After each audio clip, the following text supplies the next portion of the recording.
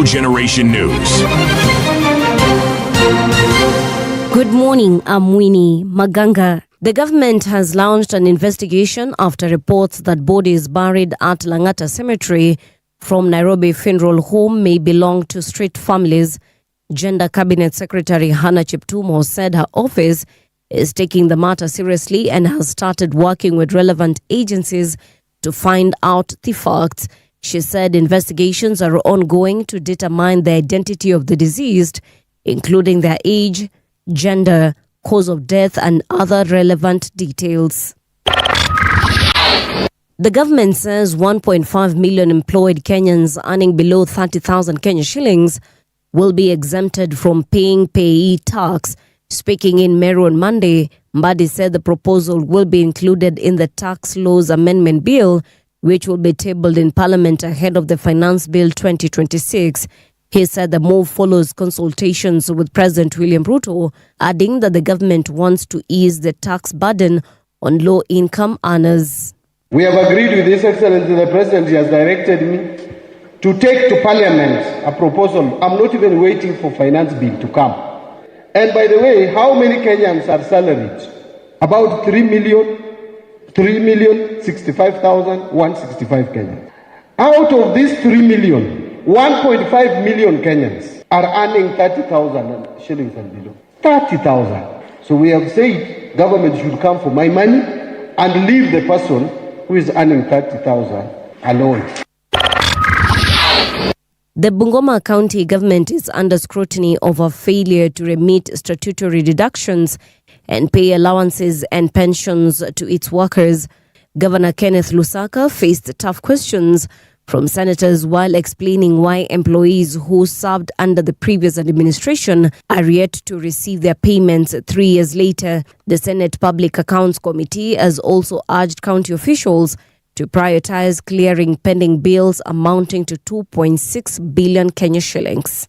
So we wanted to be very sure that when we make any payments, the payments are actually towards existing projects and not non-existing projects. I want to give that commitment that we are going to pay, based on those who have been waiting longest. Have you paid gratuities to staff of the former administration, those who ought to have been paid gratuities? Chair, we have not paid to all of them. Dozens of worshippers kidnapped by gunmen in Nigeria's northern Kaduna state have returned home weeks after the abduction. Police have confirmed they were among 177 people seized last month from 3 churches in the remote village of Kurmin Wale. Nigerian authorities say efforts are ongoing to rescue the release of the remaining 86 people still being held. The attack was part of a wave of kidnappings for ransom affecting many parts of Nigeria, but no group has said it was behind the abductions. And that's the truth on Radio Generation. Good morning, I'm Winnie Maganga. The views and opinions expressed on this program are those of the guests and do not necessarily reflect the views of Radio Generation. Radio Generation assumes no responsibility or liability for the interviewee's views. This is Radio Generation. In the beginning, there was morning radio. But now there is Radio Generation's The People's Breakfast, curious and bold, getting facts from the shadows. That's what it is. Now, as the city wakes and secrets stir, a bright new voice shines. The People's Breakfast, your morning, your voice, your journey. Good morning. Good morning, my neighbor! Welcome to the home of hard truths and bold insights, Radio Generation. A very good morning to you and welcome to the home of hard truth and bold insights. Indeed, it is the People's Breakfast. Hey, it is the People's Breakfast on Radio Generation. That is your home of hard truths and bold insights. Aya, tarehe 3 mwezi wa pili. City, a very good morning to you. How are you doing? Fine, thanks. Yeah, uko salama kabisa? Yes. Mimi niko salama pia. Ninashukuru Mungu kwa sababu today being Tuesday, I am reminded that indeed we have been given another day to do amazing stuff. So I don't know about you, but I'm ready to do some awesome things right here on the People's Breakfast. Are you ready, City? Bonga fiti. Hey. Yeah. Kuna jamaa anaitwa Don Sabwa amesema now 19.8 to be milked from the taxpayers after 29 million registers and active 4.66 million. CT, is this a collapsed SHA? How are you, Paul? And CT have a SHA day, not Valentine at all. Sawa. No, it is not a collapse. The thing is this, if I look at the stats, you're talking about salaried people. All right. Around 3 million. Payslip. Yes. 17 million. Hakuna payslip.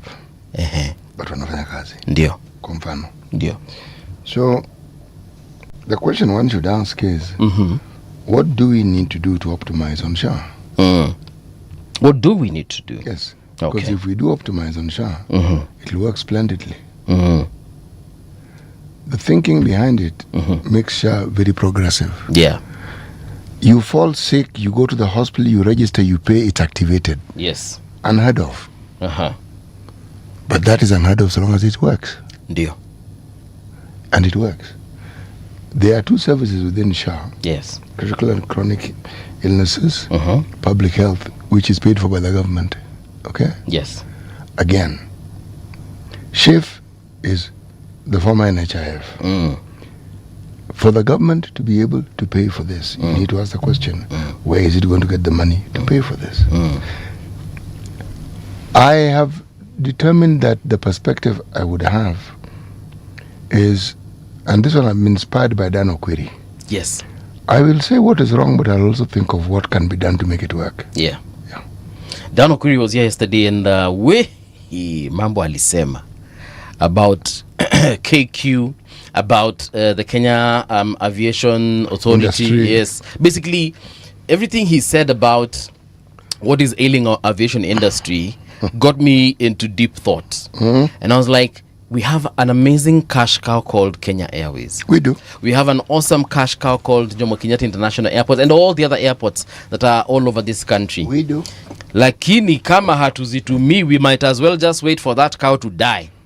Actually, there's that what you've said represents what you call an unalienable fact. You can't walk around this fact. You can't assume it doesn't exist. It's just a simple fact. Yes, we do. You can't have an alternative fact. No. Ni hiyo. It is. Tuko na talanta, tuko na the workforce, tuko na the resources. I mean, look at all the airports we have all over the country. Everything you want, we have. And then, because of the ease of private enterprise, yes, private enterprise also plays a very big role in that whole industry. Right. And that role keeps growing. You know, I'm still thinking of the fact that we have an international airport in Eldoret. We do. But do planes fly out of Eldoret internationally? They probably do. I don't know. I don't know much about. I don't think so. I don't know much about the Eldoret airport. Yes. Except I've been there. Yes. I know it exists. Okay, you know about the Kisumu one. Do we have any international flights from Kisumu? Yes. That leave Kisumu? Yes. And go international? Yes. And don't tell me they go to Uganda. Yes, they do go to Uganda. I know they go to Uganda, but I think you get my point. I do get your point. The opening up of the airspaces in East Africa is just the next logical step, because if it is interest, if it is people who would like to fly, a hub like Kisumu, you should be able to fly to Juba, Jinja, Entebbe, Dodoma, Mwanza, Goma, good man, Chigali, Bujumbura, Malawi. You should be able to. You should be able to. But do we do it? No. I think the next person we need to interact with as far as our aviation industry is concerned is number one, someone from KQ, current management perhaps, JKIA, and we also need someone from KCAA. We talk about KCAA and then even Kenya Airports Authority. Yes, we need, so that we can just understand, guys, what is it? Because we are hearing this, give us the true picture on the ground. Kwa upande wenu. Ndio tuelewe tu. Maybe pia mwenye alitupatia hii information pia maybe yeye hana, you know, ndio because I need to understand why. why we have all these products in this country and we are unable to use our airports. Well, that one is easy to that one is actually very easy because Dan explained it. Yeah. Aya. Salamu ziwafikia wale wengine wote wenye wanaingia. For example, we have Onyango Steven saying, "Good morning Paul and City, watching you guys from Kongowea in Nyali." Onyango wambaje kakangu. Alafu John Mutua kama kawaida kama K all the way from Qatar. Nasema good morning my TV show. Mbuvi just tell City hiyo shots. Sasa hajamaliza. But I'm assuming anasema hizo shots kama zimeweza. Yeah? Zimeweza nini? Sasa si hajamaliza hii sentence yake bro. I wish. Amesema tu imeweza. Chef Mutua tafadhali. Hebu malizia hiyo sentence. No, imeweza, there must be a meaning to it. Yes. And you are my interpreter for mimi ndio nimeongeza imeweza. Because amesema just tell City your shots. Full stop. And then mimi nauliza imeweza means. Yeah. I'm asking you. So imeweza it means it is able. It means it's an amazing shot. When someone tells you ACT hiyo chakula imeweza, it means that food was delicious. When someone tells you wow ile gari imeweza, it means that car is awesome. So imeweza depending on the context, but inamaanisha ni kitu poa, ni kitu kali, ni kitu imeweza. Ed Mombasa amesema hata yeye amekubali hiyo shati ni kitu. Do you know what kitu means? Good. So if someone says ACT manze dem yako ni kitu, it means that your girlfriend is beautiful. Is a thing. Is hot. Sawa bro. So we measure temperatures. Sasa tuendelee. Like vijana najua hiyo proverb utatupatia itaweza. Hiyo proverb ni kitu. But before you give us a proverb, let me tell you what is significant about today. Today is February 3rd. So, in 1889, Belle Starr, known as the Bandit Queen, is murdered in Oklahoma. Who was Belle Starr? Yeah, and why was she known as the Bandit Queen? And why was she murdered in Oklahoma? I shall be checking out that in a short while. Then in 1913, the 16th Amendment of the United States Constitution allowing Congress to levy an income tax is ratified. Yeah, 16th Amendment to the U.S. Constitution allowing Congress to levy an income tax is ratified. And then last but not least, in 1959, a plane crashed near Clear Lake in Iowa, which kills Buddy Holly, Richie Valens, and JP, the Big Bopper Richardson.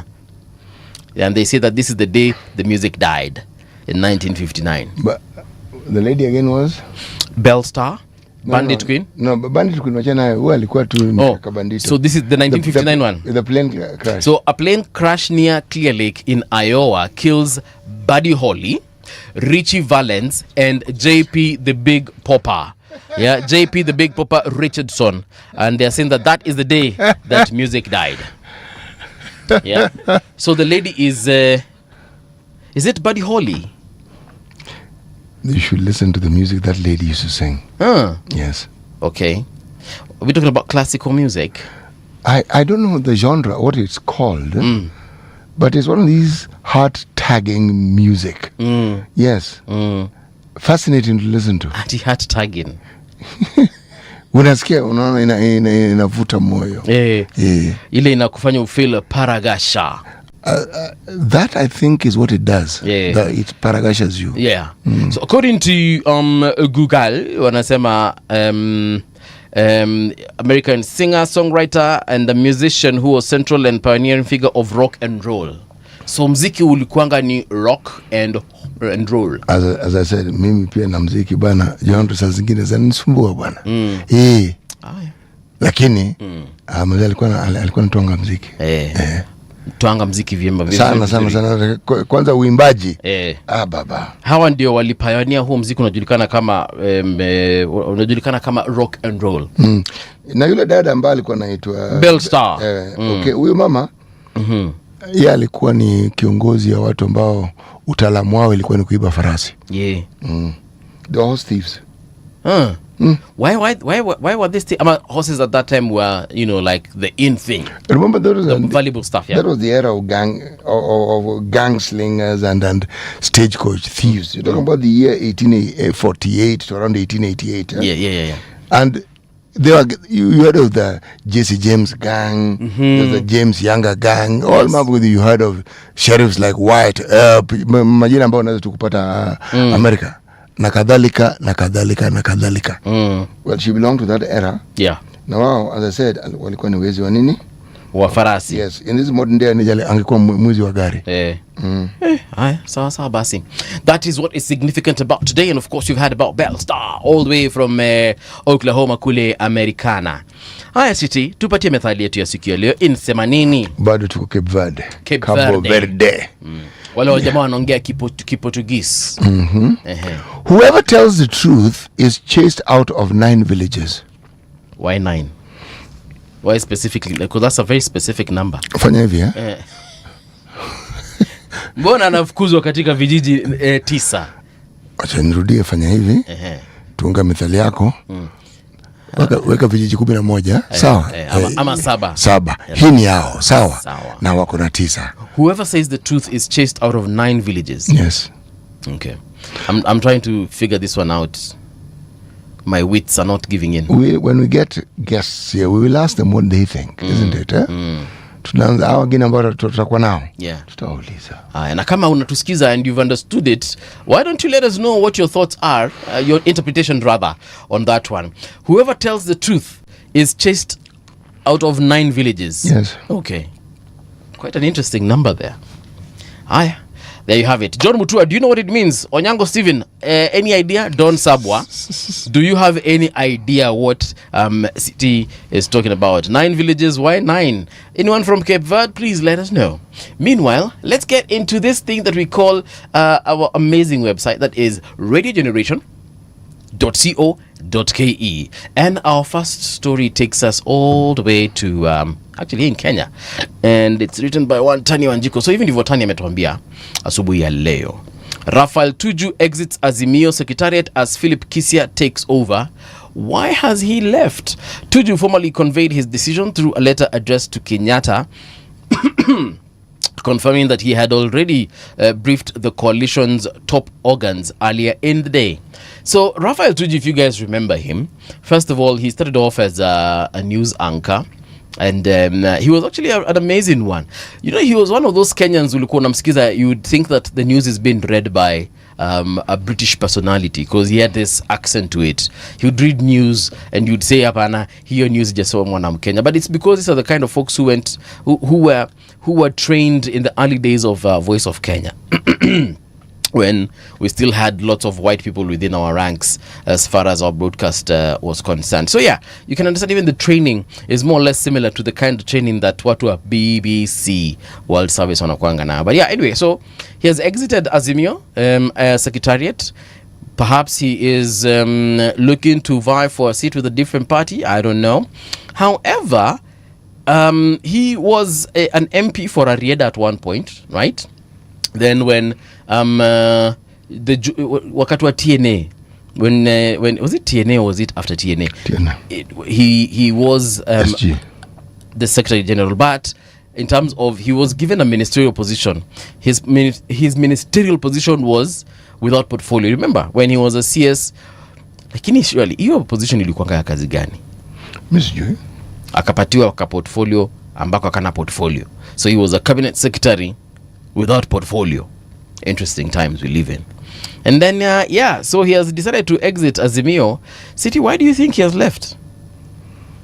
I'll look for him and he can come and tell us himself. Ama he wants to join UDA. Whatever it is that he wants to do, we will know, won't we? Si mtu bwana anaweza kuwa secretariat na lakini bado unafanya vitu zako za kisiasa. You can.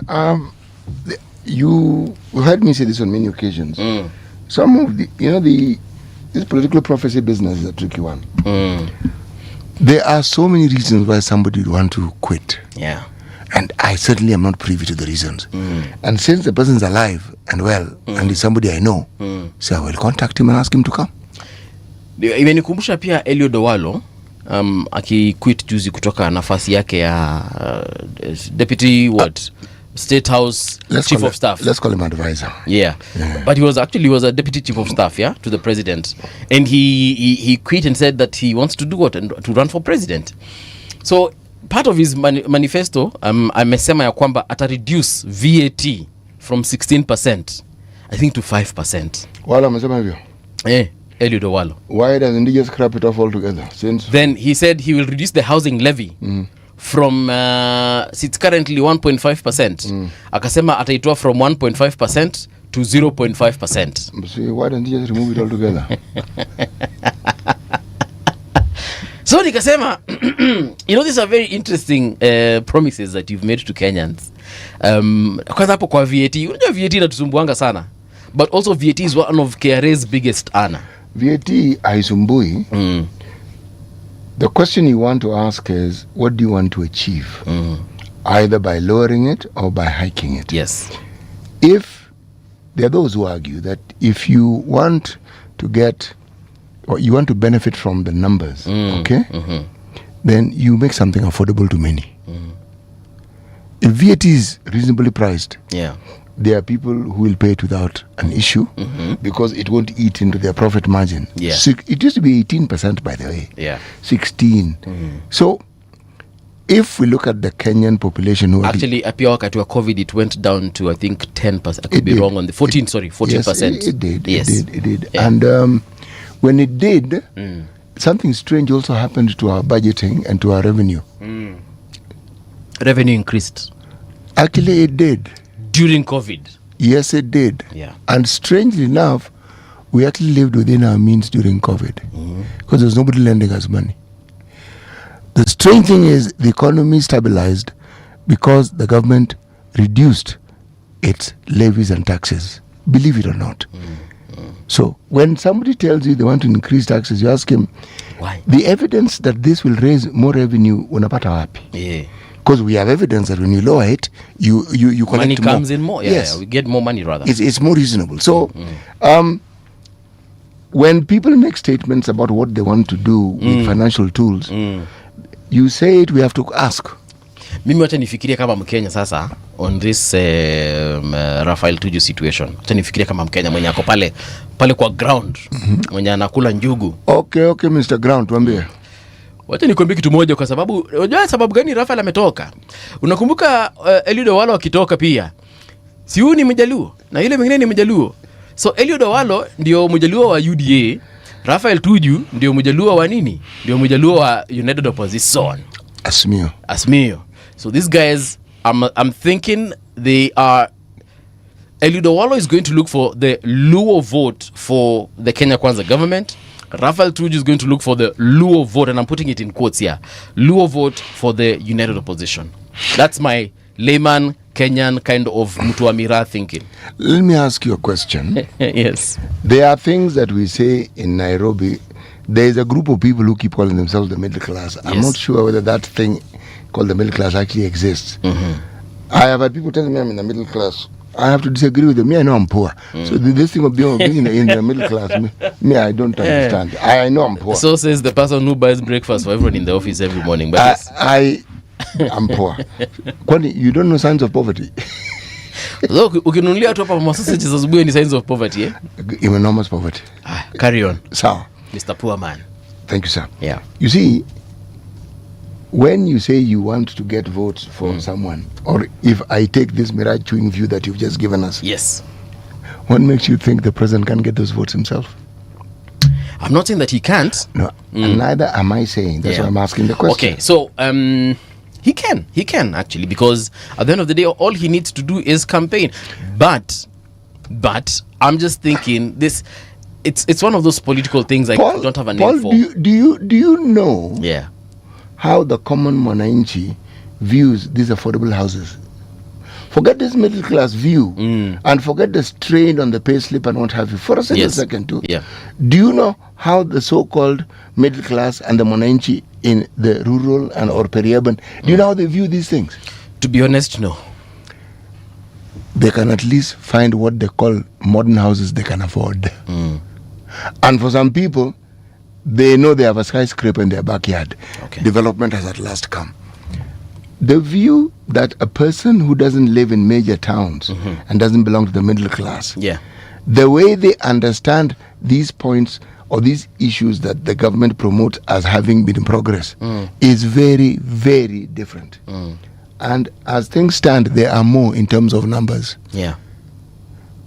So there are those who dislike the president and they express it at every turn. They don't, anything. If they can find fault, they'll say it immediately. And if that fault isn't quite panning out, they'll give reasons. They'll find a way because the president has to be bad in one way or the other.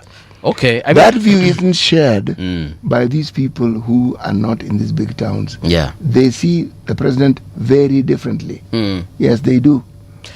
Mi nimekwambia Raphael Tuju is to United Opposition what Eliud Awalo is to Kenya Kwanza. So we will see. As far as I'm concerned, these are things which I don't tax my brain on because I will see in due course. Sawa. Meru governor under pressure to explain 1.9 million Timau Stadium toilet tender. Bwana. Watu wa Meru hizi ni ngani tena mmeanza? This is the guy who took over from Mwangaza last year. Nika pastor hivi. He's a pastor. He's a pastor. Yeah. Like ordained. I'm not sure he's ordained, but I know. Ama he has his own church. No, I think he's an ordained Methodist pastor. I think so. Meru Governor Isaac Mutuma has been given 2 weeks to submit all documents relating to the tendering and construction of public toilets at Timau Stadium after discrepancies emerged over the project's location and existence. The directive was issued on Monday by the County Public Accounts Committee during a session at Parliament buildings following conflicting accounts between the Meru County Executive and the Office of the Auditor General over the 1.9 million project. According to the Auditor General's report, the toilet facility was to be constructed inside Timau Stadium for use by sports people and spectators attending matches. However, Governor Mutua told the committee that the facility was instead built outside. It was to be constructed inside. So it was instead built outside the stadium to serve both stadium users and members of the surrounding community. Did the project begin before he took office or did it begin when he took office? From the sound and look of things, it's like it was after he took office. Do you know when he took office? We can confirm, but see Mwangaza alitolewa last year. March 2025, bro. Yes. So, I don't think they have taken over 1 year to construct one toilet. So, hii ni kitu imetengenezwa tu juzi. He will answer in due course, but he is a minister of the Methodist Church. Oh, good stuff. So now, it's not like he ate that money. It's not like the money is lost. They're just saying that there's a 1.9 million ablution block here that should have been on the inside, but it's on the outside. So the problem is that kuna pesa imepotea. Ni mali icho imejengwa. That is a good problem because the toilet exists. So the good pastor is not stealing any money. Sawa. He is thought highly of. Mimi hata nilikuwa nangoja waseme ati kuna pesa ya choi alienda nayo na watu hawawezi kujisaidia. Kumbe watu wanaweza kujisaidia ndivyo wenyewe wanajisaidia nje ya stadium. I thought it was a big deal. No, it is not a big deal. I was going to be like, this is a very weird problem to have.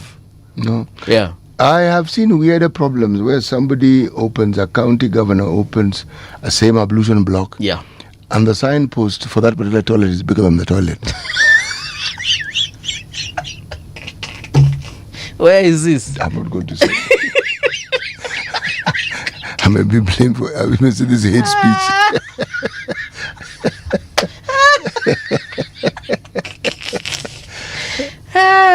City of not. Governor ako tu sawa. If the problem is where the toilet has been constructed, okay, fine. I mean, and he has said by the way, it is not only for people going to the stadium, but for the public.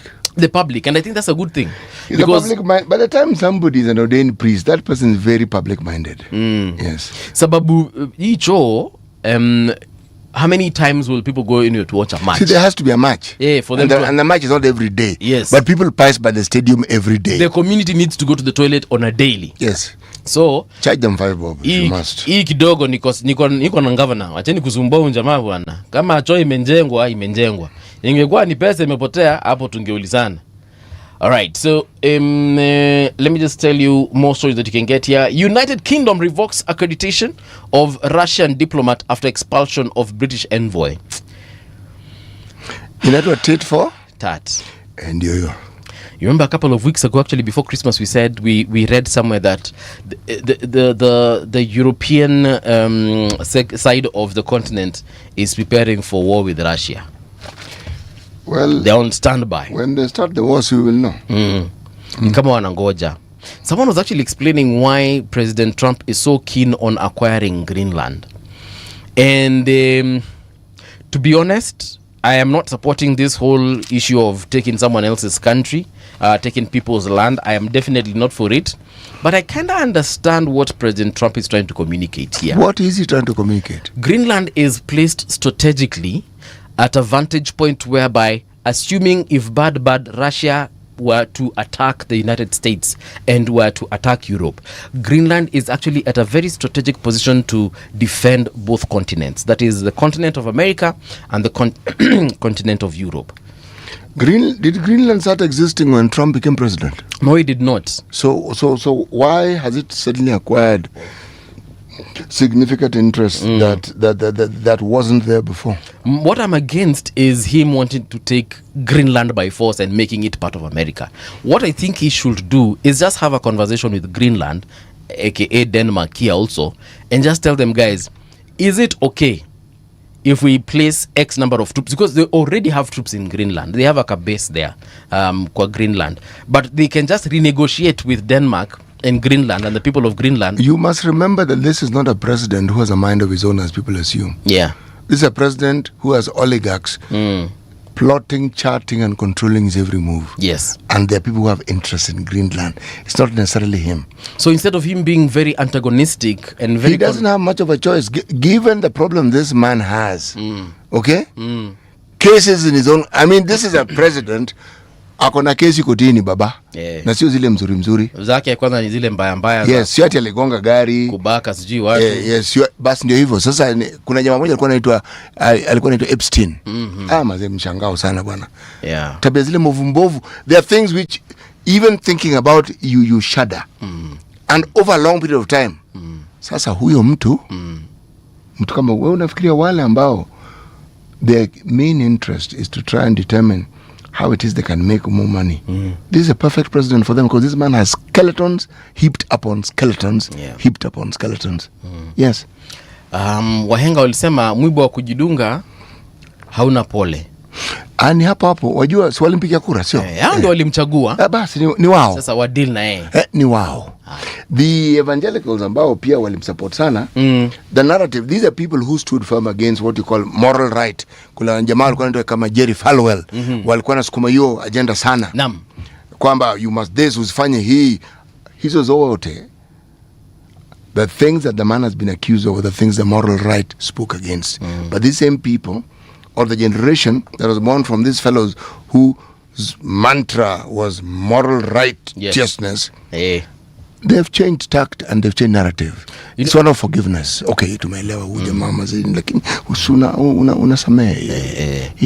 After all, kwa sababu Biblia imesema. Yes, na sisi kila ambacho tunaamini sisi, Biblia, Yesu, na wengine wanaongeza Mary mtakatifu, msamani kitu muhimu sana.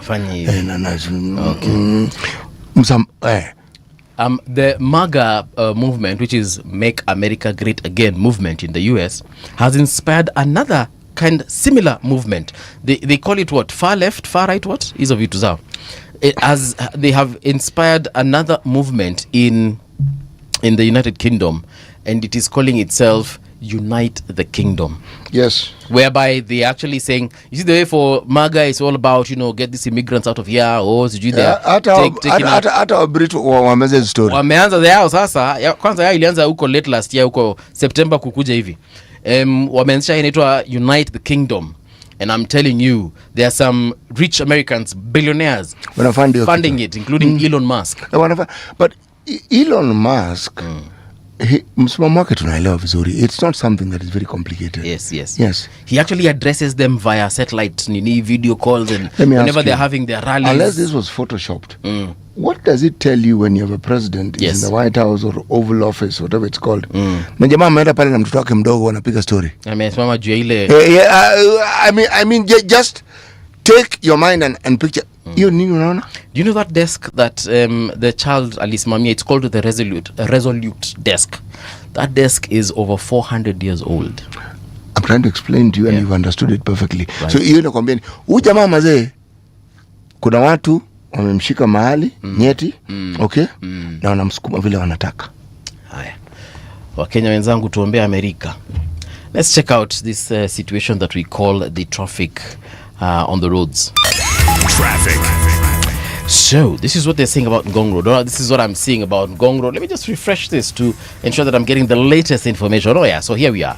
Ngong Road, pale katika Ring Road Kilimani Junction, naona ka traffic kidogo. Also the junction at Malomalo restaurant as you're approaching Ngong Road as well is bumper to bumper. If you're coming from Kibra area, you guys are moving quite well. Raila Odinga Way moving quite well. Douglas Wakiuri Road moving quite well. Agweng Skodek in Hurlingham, you guys are moving fantastico. Na tukielekea pia further into the bundles of Lavington, you guys, oh no wait, actually there is some traffic along James Gishuru as you're approaching Wayaki Way, but it's a small stretch of traffic. Beyond that, you guys are looking fantastico. I'm looking at the entirety of Wayaki Way as well. You guys are moving quite good. Status Road kule kwa raisi hamna shida yote. Haile Selassie, as you're getting into the CBD, it's quite clean, but once you step into that central business district, I can promise you that you're going to find lots and lots of traffic. Moving out of the CBD into Thika Super Highway, if you're coming from Survey, driving down to Pangani, that one is a bumper to bumper at the moment. Kiambu Road as well, as you're approaching that Pangani area. That means that you are going to be stuck for a while. Thika Super Highway, actually, let me tell you, kuna traffic, naona huku imeanzia wapi? Clay City, oh my goodness. Kuna traffic, hata Githurai, kuna trafiki mingi tena sana. Alafu ukielekea, hapa ni wapi sasa? Safari Park, ndio uelekee kule KCA University into Survey. The road right now is bumper to bumper. Kangundo Road, you guys are moving quite well, apart from a few pockets of traffic around Naivas supermarket Saika. That is where you will encounter a little bit of traffic, but it's moving nonetheless. And then the Eastern Bypass as well, you will encounter traffic at Mihango as you're heading towards Nairobi Utawala. Beyond that, you guys are moving quite well. If I zoom out and check out the side of Mombasa mnasema vipi? Mombasa hamna shida yoyote. Ninaangalia sehemu inajulikana kama Fort Jesus. That road over there. This is where now exactly? What is the name of this road? Oh yeah, no wait. The Likoni Ferry, hapo Mamangina waterfront. Traffic kidogo as you guys are waiting to board the ferry. But everywhere else is looking fantastico. New Nyali Bridge, guys are moving quite well. A little bit of traffic on the island. This is at Biashara Street where you're meeting Faza Road. That is where you will find a little bit of traffic. But everywhere else looks good. Yeah, if I just zoom out and check out Garissa County, Garissa kuna mahali panaitwa Ngamia 1. Ngamia 1 iko sawa. Ngamia Lane 1 hiyo kile kitu iko sawa. Lakini kama wewe amekwama, let me know where you're tuned in from and where you're stuck, and perhaps we shall see what the issue could be. Right now though, let's get into the papers. Traffic on Radio Generation. On the Daily Nation front page, they're saying how 1 trillion shillings Mbadi debt will hit you. By you, I mean all of us. This is what it says. The government projects to borrow 1 trillion shillings from the local market, which is nearly the entire 1.1 trillion budget deficit for the year 2026-2027 financial year. This is bad news for the private sector, since businesses whose pool of financiers is shrinking fast will struggle even more to secure credit, as most lenders, including commercial banks, opt to loan the government with an eye on guaranteed repayment and higher consistent returns. Yeah, this is on page 45. There's a graph here, and it shows debt during the different regimes we've had, starting with that of President Moi. So apparently our foreign debt at the time was 394 billion. And then the local debt was 236 billion, giving us a total of 630 billion. And then during President Kibaki, it was a composition about 50-50 between domestic and foreign. Total was 1.8 trillion. President Uhuru roughly split it 50-50 between external and domestic borrowing, bringing it to about 8.7 trillion. And then we have foreign debt during President Ruto's time at 5.5 trillion, local debt at 6.5 trillion, bringing the total to 12 trillion. This is 3 years in. Yet the rest, tumeangalia President Moi, for example, an entire 24 years. President Kibaki, 1.8 trillion for 10 years. President Uhuru, 8.7 trillion, 10 years. And then, of course, we have President Ruto, 3 years, 12 trillion. Hii mathematics kidogo.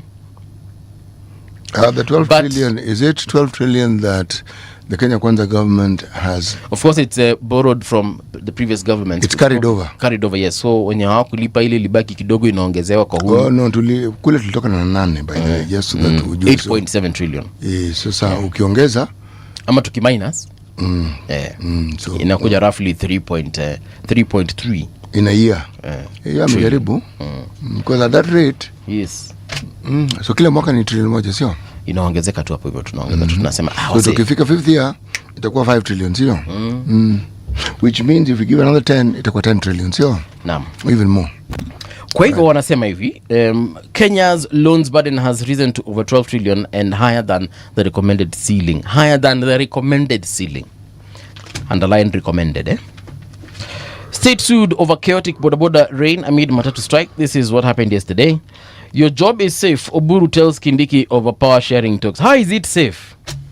When they are saying that they are not going to go for anything less than the deputy president position, how is deputy president Kindiki safe? As his position rather safe, because unless we are planning to have 2 deputy presidents next year, next election, sorry, which is actually next year. When people make such statements, it's for purpose of negotiate. Yeah. You know, it's like someone coming for your wife and telling you, don't worry, bro, your wife is still your wife. But you know what?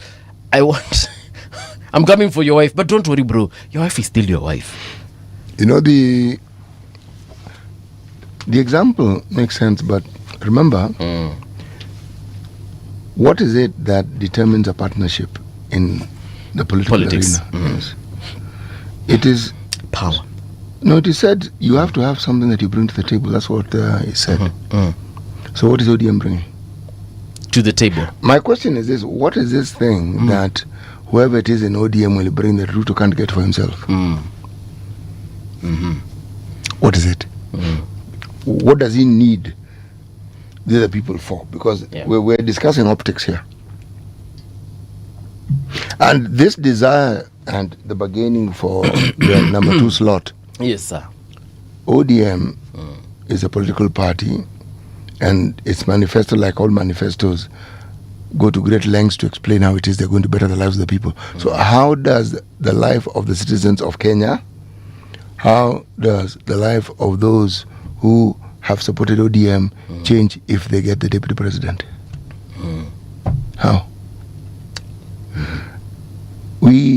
Every time there's a handshake, you find people in ODM being given certain positions in government, and the understanding, which is proving to be a false understanding, is that when they're in those positions, there's a change that benefits the majority of people. In this case, what are we saying? I've heard it said the airport was brought to Kisumu. The airport was always there, it was just expanded. I'm told we now have the Kenya Navy on the lake. The Kenya Navy should have been there a bloody long time ago. The port services in Kisumu did not start with the Jomo Kenyatta government or Moi government. It was always there even in colonial times. The East African Railway was a railway to connect Kenya to Uganda, East Africa. It was not a railway for Kenya. Trade between the 3 countries was always there on the lake. That there wasn't much use being made of the lake was just a sign of neglect. Yes. Or marginalization. It's not something complicated. So when something does happen, it's not as though some favor is being done. There is no other part of the country that has a lake front as big as that region. So it's not really, it doesn't take too much thinking to understand the benefits that accrue from developing that area or making the maritime business a priority. So if it's made a priority, it's just long overdue government development that should have been there. Because if there's trade, guess what? Who benefits? Government. Because trade involves making money. If money is being made, the government is a direct beneficiary. So the narrative of development being brought to you and benefits accruing to you, nonsense. It is utter nonsense. You are using state resources which every citizen in this country is a contributor to, and you're dangling it and telling them that if they are nice to you, you will give them something. They pay taxes. That is their right. This is not a favor you are doing. So and this regardless who's deputy president, prime minister, it doesn't matter because every Kenyan pays. We pay taxes. Everyone. Hapa Oburu amesema hivi. ODM leader Oburu Oginga says ODM UDA pre-election coalition talks will focus on fair and balanced sharing out of government positions. Where does the Mwananchi feature in that discussion? Sasa si hapa ndio tutauliza Oburu tukimuinterview. CBE, the bold dream that turned into a nightmare. This story is on page 7. When the government unveiled the new education curriculum, it was built as a bold departure from rote learning to a learner-centered revolution, or to nurture skills, creativity, and critical thinking. An end to the high-stakes, exam-oriented 844 regime until cracks emerged. Now, this story is on page 7. Of the Daily Nation. That is what they're saying. But yes, this is what we need to understand as far as CBE is concerned. We had a conversation here yesterday with Fanya Mambo Kinodia, and one of the things that came out clearly in our conversation is the fact that there is a problem and it needs to be solved, and it needs to be solved ASAP, right? Quickly on to the Standard newspaper. The one-term plan. One candidate. And guess who's been mentioned in this conversation?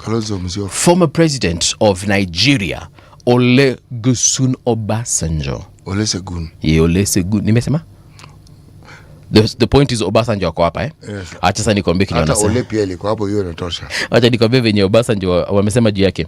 One candidate is what they're calling it. Fresh details have emerged on how former Nigerian president Olusegun Obasanjo is brokering a truce between ex-president Uhuru Kenyatta and former deputy president Rigathi Gachagua to forge a united opposition against President William Ruto in 2027. Multiple sources say the plan took shape at a meeting in Nigeria attended by Wiper leader Kalonzo Musyoka, where the leaders agreed on the need for a single formidable challenger, and plans are now underway to make it happen. So, clearly here there's something that we do not know that we perhaps need to know. Why?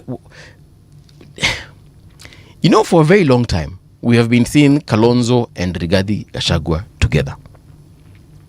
Even when even before ODM had, run into the broad-based government, if I may use that term, we saw Kalonzo and Rigathi wakiwa na ubesti kutoka kitambo sana, especially after Rigathi tu alikuwa actually venye kulianza kukuwa na harufu ya Rigathi Gachagua kuwa impeached. And I remember at that time when there were even when the rumors started, even before mobilization and lobbying began, Kalonzo alikuwa anaambia Rigathi, don't worry bro, we are together. And the Kamba MPs affiliated to Wiper were telling Rigathi, usijali, wakikuguza wametuguza. So these guys hiyo best time ametoka mbali sana. And a lot of people have been telling Kalonzo wachana na Rigathi, because number one, Rigathi has got this tribal rhetoric that is not favorable, and is not good for the country, But strangely enough, Kalonzo amekuwa tu pale. Even when Azimio ODM members told him, bro, hapo mali uko ni kubaya, huyo jamaa venye anaenda vitu ziko sawa, you choose any other person, but huyo kidogo tricky. The guy has been there. So what is it that they know we do not know? And here we have President Obasanjo trying to bring now the mountain through President Uhuru and former DP Rigathi Gachagua. Obasanjo was known to be a great friend of Jaramogi Oginga Odinga. That is something else. He was also known to be a great friend of Raila Odinga. Raila inherited that friendship. They were very close.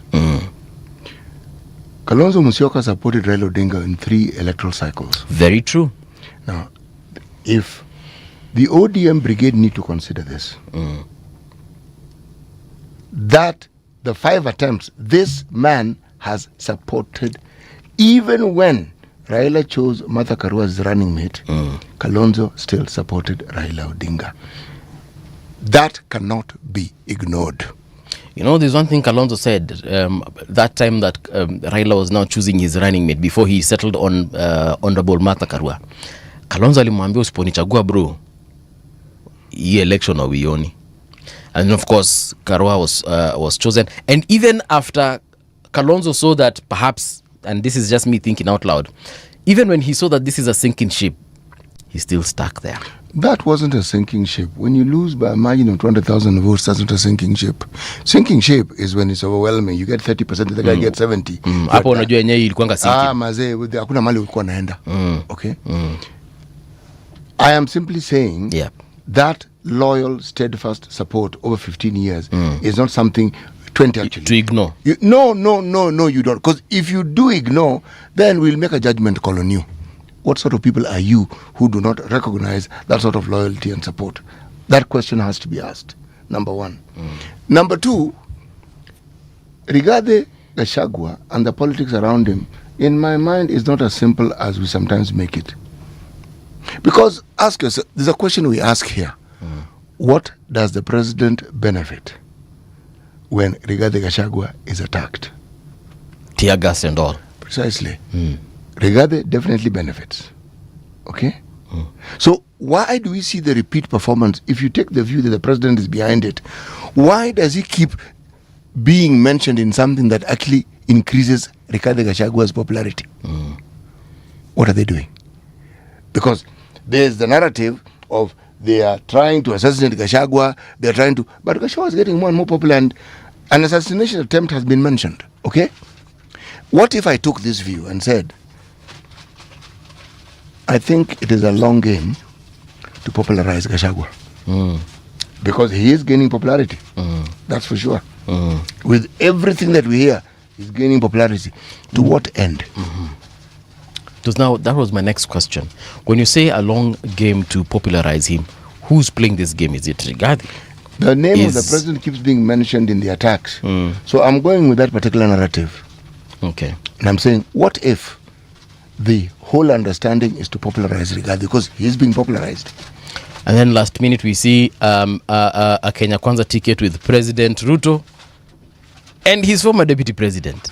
Or, having understood the man's character and his love for self-promotion, his case goes away and he can actually stand. Yes. You have already divided the votes nicely. A good one. A good one. And as Kenyans, I want to say, na asubuhi. Hiyo kitu ilienda asubuhi. Yes. Haya, sidi tusomee gazeti ya The Star kabla tuisahau. As I said, when speculation is rife, you add your own. Okay? New Leaf, healing lives and restoring dignity, UNICEF's mission for Nairobi sex workers. Okay, there's somebody who seeks to make their lives better, and hongera kwako, Eunice. All right. Back in the middle of the paper, seek clearer definitions on nominations, revised timelines for processing. What am I talking about? I am talking about the IEBC wanting sweeping reforms ahead of 2027. Every time I hear this, I shudder. Because I'm asking, this is how you phrase it nicely, but what are you tinkering with really? Okay? What is this thing that is fundamental? Because there'll be all these good things you're saying, then there'll be one small thing that nobody notices. It's like the omnibus bills. Umeambiwa kuna hizi bills nyingi hivi, you kick first, but there's one or two that nobody seems to be talking about. You pass them all at once. Haki mazee, you've passed into law something that we really said, when did we pass this one? Because imekuja kwa kikapu. Sio moja. Na imeingizwa hapo ndani na imefichwa. So this one requires greater clarity. Then there's a picture of Jaramogi's family. Family in this sense. Oginga, its head, the title is Odinga's House of Fiery, Free-Spirited Thinkers. There's Jaramogi, 4 wives, late Mary Juma, that is Akinoburu, Raila's mom. There's Gaudensia Dea, who had 1 child. Then there's Susan Agik, 2 children. There's Betty Adongo. had 6 children, all right? Yes. Yes. That is just showing Jaramogi's family and the size of it. Now, all these children that you hear being mentioned, most of these people are grown-ups. So they probably also have children. Yeah. So it's a big family. Counties bleed billions as top officials flout procurement laws. This isn't new. Struggling coast-based Bandari FC plotting revival. Bandari FC, you are once a huge name. One wishes you well. Okay? Bas. Kwisa. Wacha nisome messages hapa 2-3. George Buyu, not another polite tall guy. Polite tall guy says, good morning from Nakuru. Watching. George Buyu says, good morning, CT and Paul. I think UK walianza hiyo mambo yao kitambo when they voted for Brexit, and they might just be furthering this ideology with the Unite the Kingdom thing that is actually sad. Oh yeah, you're right. There's a guy called Nigel Farage. He's the leader of Reform UK. It's a party, and he's considered the architect of Brexit. Yeah. This guy started He is very right-leaning. Yes. And now that this Unite the Kingdom thing has taken shape, and of course he has a lot of allies across the pond, like they like to call it in the United States, and a lot of benefactors. Let me tell you, when Elon Musk injects money into your project, my friend, he's not injecting 2 shillings. When he is actually even visible in the project. What exactly is this movement? What are they saying exactly? They want to clean up the United Kingdom, Is it? from immigrants. So they're like they're saying the same things MAGA folks are saying in the US. Watu wamekuja kuchukua makazi zetu. They are trying to make this country into an Islamic state. Bro, they are the same people. So they're Europeans. You see, sasa hao Kenya wanasema ya kwamba, for example, there's a lot of Islamophobe rhetoric in that. Hiyo ni kisababu. Wanasema watu sasa wamekuja. Hiyo ni kisababu. They are attacking the Syrian refugees in their countries, the Somali community. They're like, hey, you guys, you're coming, you're taking over, you've opened all your shops. Yes, sasa nyinyi. There are entire communities here that are, Syrians and others of this particular ethnicity and so on and so forth. So they're like, bro, you guys, mumekuja sana. But what they need to be reminded, there's a time, some 2 or 3 centuries back, they came to a place like Africa and exterminated entire communities. Yes. Exterminated. And I know those are their ancestors who did that. No. But your ancestors, let's get this thing clear. Please don't. There's a time they came to, this is Europe as a whole anyway. Because even now Sweden has started cleaning up, let me put it in quotes, has started cleaning up, and they are targeting specific communities. Yes, and they are trying to get them out. In some instances, they're actually even putting them in like their own Isili kind of. Wanasema nyinyi huko ndiko kwenu. Sisi wengine tunabaki huku Karen, Kitusuru, tunabaki huku Muthaiga, lakini nyinyi msipite Isili, ndio area yenu. No, in fact, ndeni Kariobangi. So it's that bad in Europe right now. When you have a policy that benefits you, the extermination was as a result of resistance, but they were an extractive entities. All the Europeans who were colonized were extractive. They are now understanding the full consequences of what they started. And by the way, these people that you keep picking on are more than you in terms of numerically. These people who you refer to as people of color, they are infinitely more than you. So be having that in mind as you go on. Communities that have grown and developed inject and accommodate differences. They inject and accommodate diversity. America's greatness was born out of that. An understanding and a tolerance to it. When you turn back that tide, you are in essence turning back the tide of everything that was good about you and that made you actually great. And then you wonder why you're not great anymore. My take 2.1 anasema politics does not work on emotions. We will not support Kalonzo just because he stood with Raila 3 times. Maybe he felt guilty for what he did in 2007. While Kalonzo was pitiaring katikati, His Excellency WSR was very hard at work trying to make sure Raila becomes something Prime Minister. You pay the first debt, not the last one. All right. Boaz Waruku amesema good morning City and Mbuvi. Well, Boaz Waruku, good morning to you. We are taking a short break right now. We get into that thing we like calling news. Then when we return, we are hosting the professor himself, PLO Lumumba. He is a constitutional lawyer, but he's a lawyer nonetheless. He's going to be here with us shortly to talk about matters, constitution, and much, much more. Don't go too far. We will be right back.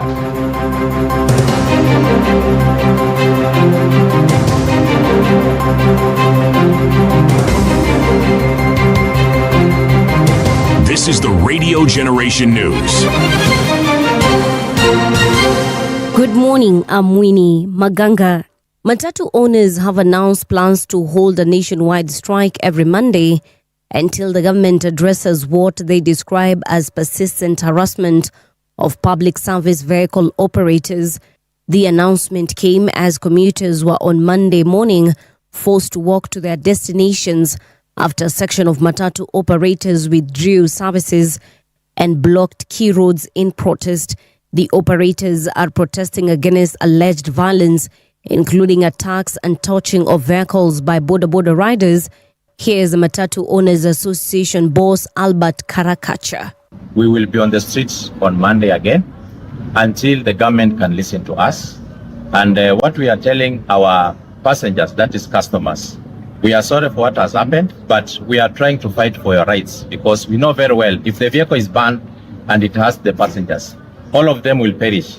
We are ready to sit down. This is our country, and the president said very well that he'll protect the properties and the Kenyans. So he must come, we sit down with him so that he can protect our properties. We'll be doing it every Monday.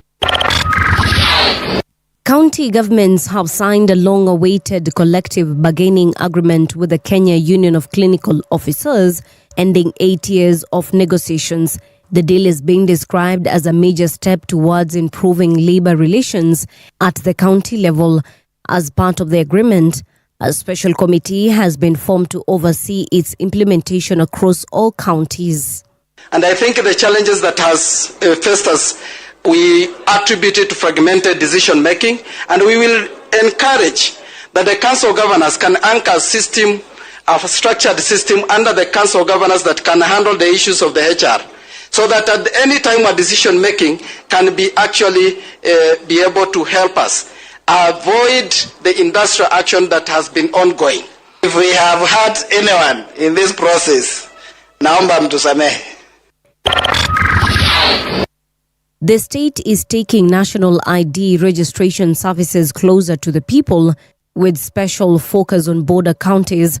A 10-day mobile national ID registration exercise has been launched in West Pokot County. The exercise targets residents who do not have national identity cards. Interior Cabinet Secretary Kipchumba Murkomen says the program is expected to reach at least 100,000 Kenyans. Pastoralist communities have been marginalized in terms of access to registration services. As a result, many of them are unable to access basic government services such as medical cover through SHA, matters to do with housing, and also we are unable as a country to do proper planning. This is new technology that doesn't require the use of papers. It is also a very portable device. The National Assembly's Departmental Committee on Finance and National Planning has called for stricter legal and administrative measures to curb illicit financial flows. The committee warns that persistent gaps continue to expose Kenya to international scrutiny and economic risk. The call was made on Monday during the vetting and approval hearing of Naftali Rono, the nominee for Director General of Financial Reporting Center at Parliament Buildings. Former U.S. President Bill Clinton and his wife Hillary Clinton, the former Secretary of State, have agreed to testify in the congressional investigation into the late sex offender Jeffrey Epstein. Bill Clinton's deputy chief of staff confirmed the news on social media, writing the former president and former Secretary of State will be there. It comes as the Republican-led U.S. House of Representatives was preparing to vote on holding both Clintons in criminal contempt for defying legal summonses. And that's the truth on Radio Generation. Good morning, I'm Winnie Maganga. The views and opinions expressed on this program are those of the guests and do not necessarily reflect the views of Radio Generation. Radio Generation assumes no responsibility or liability for the interviewee's views. This is Radio Generation. In the beginning, there was morning radio. But now there is Radio Generation's The People's Breakfast, curious and bold, getting facts from the shadows. That's what it is. Now, as the city wakes and secrets stir, a bright new voice shines. The People's Breakfast. Your morning, your voice, your journey. Good morning. Good morning, my neighbor. Welcome to the home of hard truths and bold insights, Radio Generation. A very good morning to you indeed. Welcome to the home of hard truths and bold insights, Radio Generation, on 88.8 FM in Nairobi, 90.7 in Mombasa, and 89.5 in Garissa. It is the People's Breakfast, and a big shout out to Mfikie one, Abraham Leting, amesema watching from Ruiru. Thank you very much, sir. And then Eunice Kyoko watching all the way from Massachusetts. Amesema good morning, Wadau, here for the interesting views of the good professor. Well, like I told you, the professor is in the building. That is Professor PLO Lumumba, Senior Counsel. He's an advocate of the High Courts of Kenya and Tanganyika. Professor, a very good morning to you and welcome to Radio Generation. Happy New Year. Happy New Year. How are you this morning? I'm quite fine, thank you. Asante. Great to see you. Asante. We were talking about something that is happening over in the United Kingdom with City in the previous hour, and it's about this whole issue of Unite the Kingdom. They're talking about, wanting to clean up the place in a similar way, and cleaning up the place in quotes here, in a similar way what is happening in America, making sure they are getting rid of immigrants. And we're also seeing something similar happening in other parts of Europe, such as Sweden. Do you think that this is something that is going to die down anytime soon? No. Xenophobia is with us. Europe and America are afraid that the minorities are becoming the majority or significant minority, and that the resources are dwindling. You see that, as we have already said, in the United States, where there are areas in the US that are dominated by the people they call foreigners. In the United Kingdom, the population of people from Asia and from the continent of Africa is beginning to outstrip the indigenes. In the Scandinavia, in countries such as Sweden and Finland and Denmark, we have sizable population from the continent of Africa and indeed from the Arab world. So it can't die down. This is a period of protectionism. They think that they will be outwitted, that they will be replaced by these populations. So we had better brace up for it. So this is something that is going to continue for quite a while. But to what end, though? Let me tell you, from my own understanding of history, this happens every so often, and often does not mean 100 years. It happens over hundreds of years. Okay. And remember that the Caucasians have always been afraid of the Negroids and the Brownies, who are the Asians. And that they fear to be dominated, and the possibility of domination is so very real that they cannot allow it, they cannot countenance it. Go to the Conservative Party in the United Kingdom. You now have a black lady as the head of that party. So their very inner sanctums are being invaded. You go to the United States, in Minnesota, look at the complexion of their elected officials.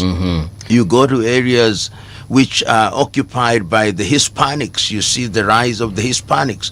So the demography is such as to scare the Caucasians. In France, the sizable population of Africans from West Africa and Algerians and Moroccans is something that cannot be ignored.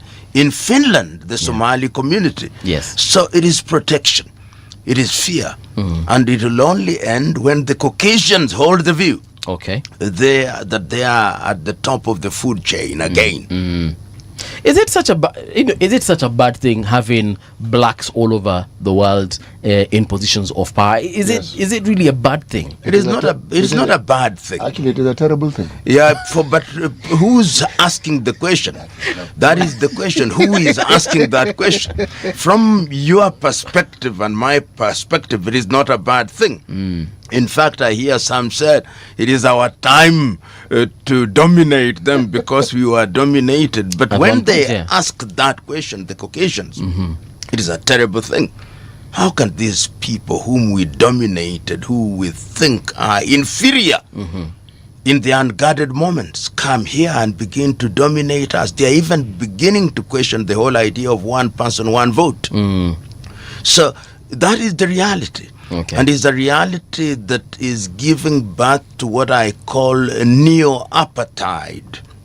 Look at the South African model now. And the very early questions, the question you posed was posed, I remember, to Robert Mangaliso Sobukwe about race dominance. Right. And he said, there is only one race, the human race. Exactly. But the white said, no, there could be that race, but there is a superior race, the white race. And that is the very basis of apartheid. And you see it even in Israel, where they say we are the sons of Abraham, but the darker-skinned Jews are discriminated against. That is the reality of what I call very modern history. Yeah. Because there was a time when the Negroids were the strongest people on earth. Yeah. But that changed. You know, there are those who argue that what the anthropologists refer to as the Negroids.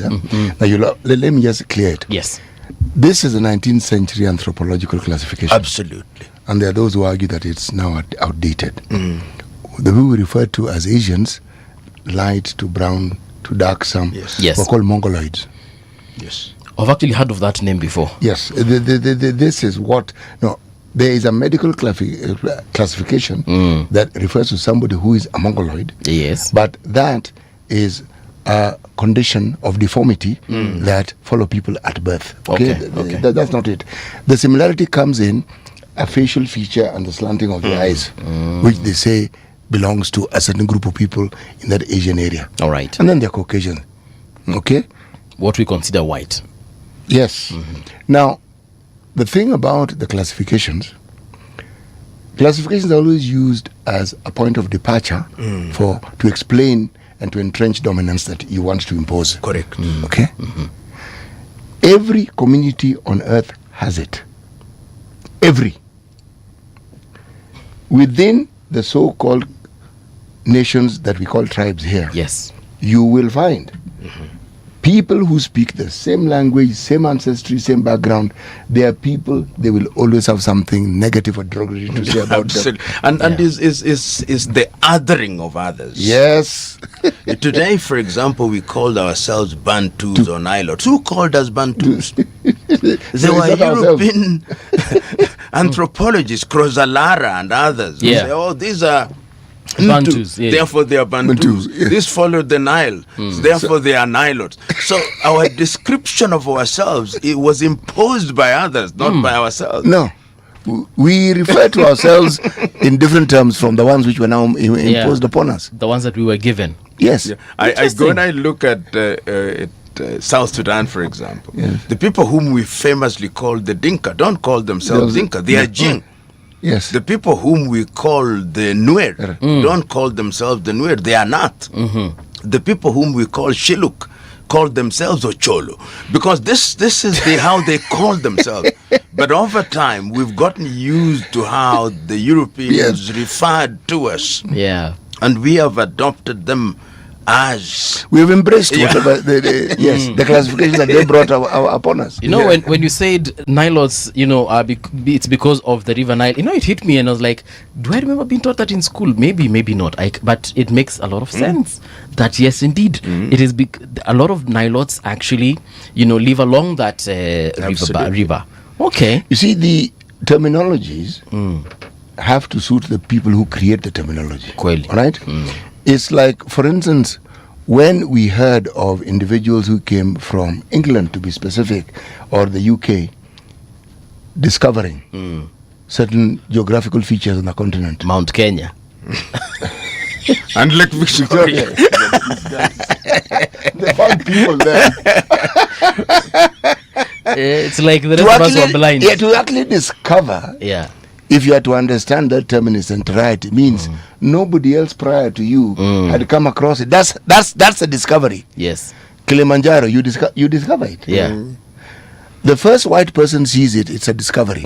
But what it tells you, the people whom they found there don't count. And their views don't count. Kweli kabisa. So it's essentially they're saying the first human beings, which means you are not human beings. To figure this out. You are animals. No, you are not. As I said, why do you think that whenever somebody comes around and the first thing that they are trying to do is to categorize people and put them into neat boxes and say, as you call them, othering other people. The moment you other other people, my friend, you are actually entering really, really tricky and very, very shaky ground. Because it's upon that foundation that these atrocities that you've heard happening around the world have been built. The Hutu Tutsi thing is othering of the others. Yes. The Banyamulenge is othering of others. Apartheid is othering of others. Slavery is othering of others. Yeah. And that is the way. The 2007 clashes. It was othering. It was othering. And you can see that othering beginning to happen in Kenya. How so? What we call the dog whistling. If you listen to politicians, they are saying, but some people came here. That's othering. And they also have their land. When God was creating the world, He gave people their land. And they are now competing with us. It's othering. And to the initiated, they can understand that coded language. And that is how you destroy nations. Yesterday we had a gentleman in the studio. Fanya Mambo? Yes. Yes. Now, if you listen to the conversation, I wasn't going to allow him to continue that trend of thinking because that he was othering. Yes. How do you talk about and on live radio, you specify Burundians, you specify Somalis, you specify who, and said, we are going to watch these people during the election because we know they're not Kenyan. So you ask the question, what are you talking about? Yeah, absolutely. What are you saying? They have an ID, but they're not Kenyans. I said, how do you know their status? Absolutely. What do you know? And if you're in a queue, Yeah. how will you look at a person and know this person is not a citizen? How do you do that? My friend, you know that is really, really tricky ground. You start off that way. The culmination of it is you get people into a frenzy and ask another question. These people you speak of, what is their population? Because to change the outcome of an election, you need significant numbers. numbers. There's a certain threshold. What's the number? You don't know. So if you do not have facts to support what you're saying, then why are you saying it? Okay. You are inciting, actually. Okay? When you profile, that's what you're doing. When you profile, you've set yourself on a really tricky path. And you are declaring the very things we are saying that the white person does, you are actually doing that same thing. Because you are saying these people are not like us. Yes. And by saying that, you're saying you are better than them. And yet you're all human beings. Yeah. The thing about politics, and the thing that politicians understand, is how to skirt around all these matters and yet appearing to be nationalistic. And that is the further thing from what they actually are. They're not nationalistic at all, because if you listen to the entirety of the conversation that many of these top politicians have, you will not find a concrete plan of how they want to change the lives of the citizenry. You will not find it. They'll talk about a manifesto, talk. Yeah, talk about it. Yeah. They will talk about how it is they want to bring about change. But the bulk of the conversation is, what are they going to get? Now, this is a national conversation, and with reference to a process where these people are going to vote for you. But they are the fundamentals of that process. Without them, there is no election. And yet they're not central to the conversation. And that is why you see your typical African Kenyan politician loves the political rally. Yes. Not the town hall meeting, because at a political rally, nobody interrogates them. They walk up, they sloganeer. Yes. But in a town hall meeting, they would be interrogated. And they don't want interrogation. Yes. They want to be woolly about issues and walk up the crowds and tell them. And you can see there's a very Hitlerite kind of thing, walking up the crowd and telling them we are going to do this. Yes. We are going to build bridges where there are no rivers. And the people cheer them on.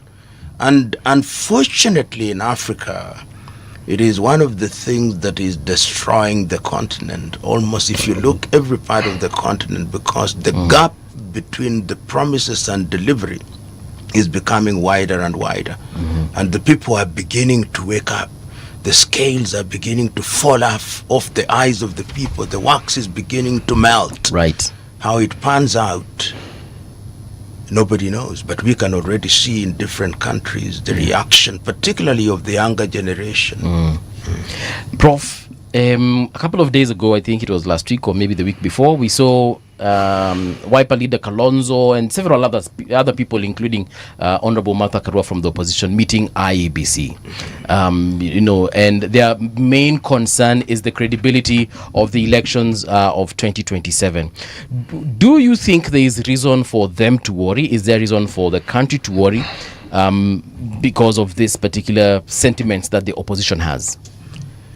First of all, I'm very reluctant to use the word opposition because there is none in Kenya. This is a grouping of individuals who move from one political formation to the other. Yes. So for want of a better term, we'll characterize them as opposition. All right. But we are warned and guarded in that reference. Okay. But it is true that we can't hold elections. The Kenyan elections are always held in an environment and under a cloud of mistrust.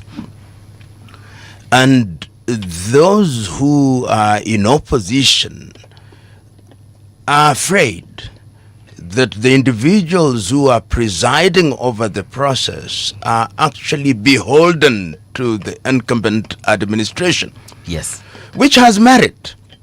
Because if you look at the process of appointment, there is a sense in which there is the unseen hand of the incumbent administration. And experience informs this.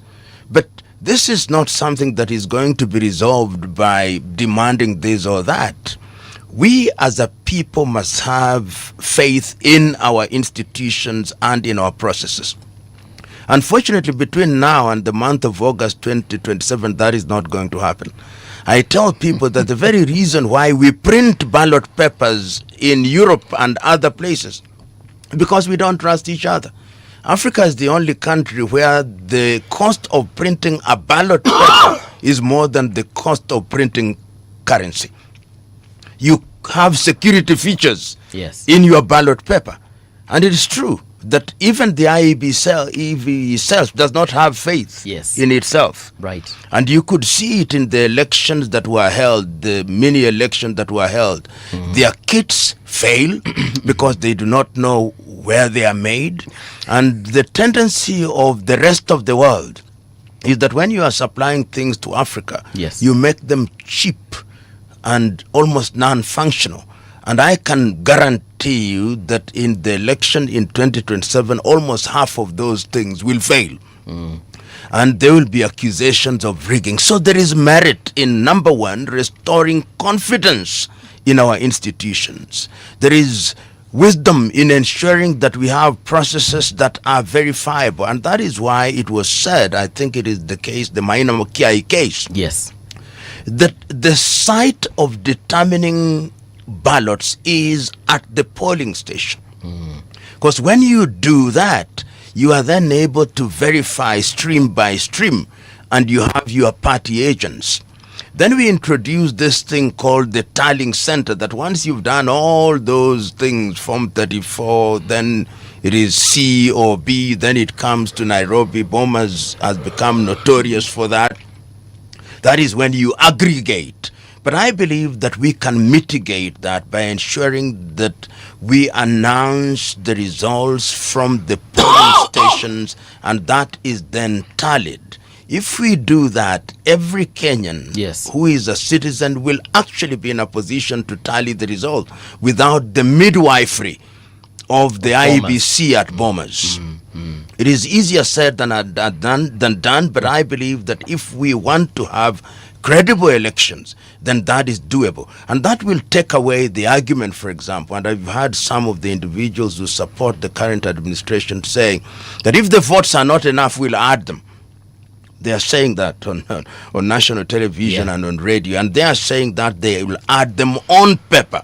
And I've been involved in a number of election petitions over the years. And one of the things that you normally ask when there is an election petition is, let us actually count the physical votes. And very many petitioners are reluctant. Because if you count, they would actually still lose. Okay. Because what happens? Depending on where your stronghold is, if it is in Kiambu, at about 6, when the votes have been cast, what they do is that the agents simply mark and dump them in the ballot box.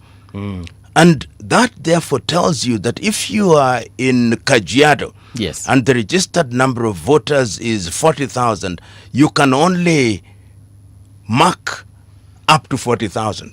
Right. But if you are in a constituency where it is 120,000, you can mark up to 120,000. Yes. And that is why in the 2007 election, we found in certain places there was voting 103% over and above, because sometimes they supply ballot papers in excess of the registered voters for spoiled votes. So these are the things that you want to guard against. And one would have thought that by becoming more technical, by voting people, eliminating the physical ballot paper, you would eliminate this. But between now and the month of August 2027, I don't think we are going to achieve that. You can now see the IEBC saying, there are certain gaps to be filled. We've got to amend the law between the year 2026 and 2027. Those are signs that we have a problem in our electoral system. But one thing, as I conclude, the problem in Kenya is lack of trust. The trust deficit, number one. The second thing, the cutthroat competition, the competition for political office, because political office is the avenue for theft. Let me call it by its proper name. It is what allows you to steal with impunity and to exercise power. Therefore, it is cutthroat competition. Elections are no longer an opportunity to put people in office as trustees for the national good. No. That is why you can hear people saying, we want to split the thing into 50-50. In Kiswahili, it's wanaita ngawira. It is a spoil of hunting, so it is divided. They want to divide government. It is not service. You never hear about service. So IEBC, as presently constituted, is already beginning to erode the little trust that it has and giving ammunition to whoever loses that the elections have been rigged and or stolen. Because in Africa, it is very rare that people say elections have been won. It's either stolen or rigged. So then what? What options do we have as Kenyans? Because clearly we are tuko peke yetu. Nikitumia Kiswahili, tuko peke yetu kwa sababu city. If I consider what the professor has said in terms of it is this group versus this group, and us, we are on this side. They are the ones who are deciding how to divide the spoils. Hiyo ngawira alikuwa anasema. Sisi pale, in terms of service, hatuko katika midomo yao. I don't subscribe to victimhood. There's something that happened in this country that is so unique, even on this continent. We have a constitution that clarified and stated and entrenched your role and who you are in this country and the role you play even in the political process. If you've decided it's a role you do not want to take up, it's a birthright. If you've decided that beyond delegating, you do not wish to superintend the person you have delegated this power to, that is not their problem anymore, it is yours. It's like Parliament complaining that the executive has captured them. I don't know if people who have had guns to their heads, they sell the birthright that we gave them to represent us with. They give. The executive is doing what it thinks it needs to do to gain almost absolute power, because this constitution doesn't give the executive any absolute power. Right. So, executives around the world try to pull these stunts all the time. If in case you're doubting, you just need to look at America and you have a president who is doing this on a daily basis. Okay? So, we are not alone, neither are we helpless. We have decided to be so. We have accepted that we are victims. Yes. And so we take the role of the victim and we blame others, and all we do is whine and complain. Now, if this method brought about the thing we want, I'd whine like everybody else. In fact, I'd actually complain even more than everybody else, but it doesn't get you any results. Let me take an example of something that Prof has said. For example, after polls have been closed, so the remaining ballots are marked, and then someone stuffs them in the in the ballot box. So what options do I, as a Kenyan citizen, have? Me, I came at 6 a.m., 10 a.m. or whatever time, I voted, me, I left. Went to watch my TV, wait for Radio Generation to tell me so-and-so has won. But someone else is doing something sinister on the other end. Let me ask you something. What do I do? Yeah. How many people do you have at a polling station? Official, IBC agents? I think IBC are about 3 or 4, yes. maybe, and then maybe 2 or 3. Let's talk about a big polling station like Sekilimani Primary School. Let's even put it at 20. Yes, exactly. Including agents and whatever. Give it 100. How many people go through those booths? I don't know. I'm trying to explain to you tens of thousands, yes. that you need to understand that nobody tells you to move away from the booth once you voted. You can stay. But we can't all be 10,000 voters, for example, at St. Charles Luanga High School. Yes, and why not? Why not? What prevents you from all being there to ensure that that there is nothing untoward happening? The reason why you're not there is because we ourselves, the citizenry, are involved in this process of cheating and lying. We are involved in ballot stuffing. We are involved. Correct. I think that we, and I agree with you, City, the problem is us to include the political class and the voting. It is only a lie when it is told by the other side. But when it is by us, it is not a lie. So that I sometimes say that the country called Kenya is a very lonely country, because there are very few people who speak for her. When push comes to shove, and it always does during election, we are all tribals. And you can see it in the rhetoric. I don't listen or care about what politicians say when they see the television. When they see the television, they change. They are now consciously addressing the nation. Therefore, they want to look good and right. I listen to them in their unguarded moments in the churches that they now attend, and at funerals when they are speaking in their mother tongue. That is when they are speaking what they actually believe in. And at that time, it doesn't matter whether you are in Ukambani or in Nyeri or in Migori or in Kehancha or in Turkana or in Mandera. This is our territory, and as long as we think like that, we'll always have the results that we have. We don't guard the votes. And in fact, if at the point of trying to stop anybody of ballot stopping in depending on the areas, you'll be beaten to death. Because it is our son. Our son must win by hook or crook. Once we have that as the guiding national electoral philosophy, then we'll always have these processes of after every election, then you must have a rapprochement. Because we are one of the few countries in the world, and you hear politicians saying, we don't want to be in opposition. We have been in opposition for too long. It is warm to be in government. That is where you have your sons and daughters in ministries. And when they are in ministries, that is when your roads are built. That's when your things happen the way they ought to happen. In other words, I suspect we as a country have not quite understood the logic and philosophy of the governance system that we inherited. And even when we made unto ourselves the 2010 constitution, you see that we don't understand it.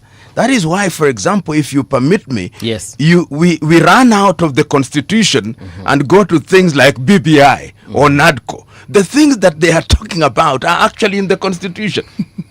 You only need to implement the constitution. You don't need these extra constitutional exercises in order to achieve what the constitution already prescribes. But we have now run away from the constitution. We are saying there is something called the 10-point agenda. National debt.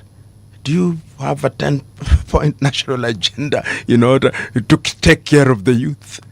Governance. So we have constitutions in which we have no faith. As a law student and a teacher, I remember my teacher, the late Okoth Ogendo, used to tell us, constitutions without constitutionalism. Yes. That is, that you have the document called the Constitution, but you don't follow what it prescribes. And it's just like the holy books. The Bible says, thou shalt not steal. And you go to church, and then the following day you steal. And then you say, ESCC does not stop people from stealing. And the Bible tells you, the Quran tells you.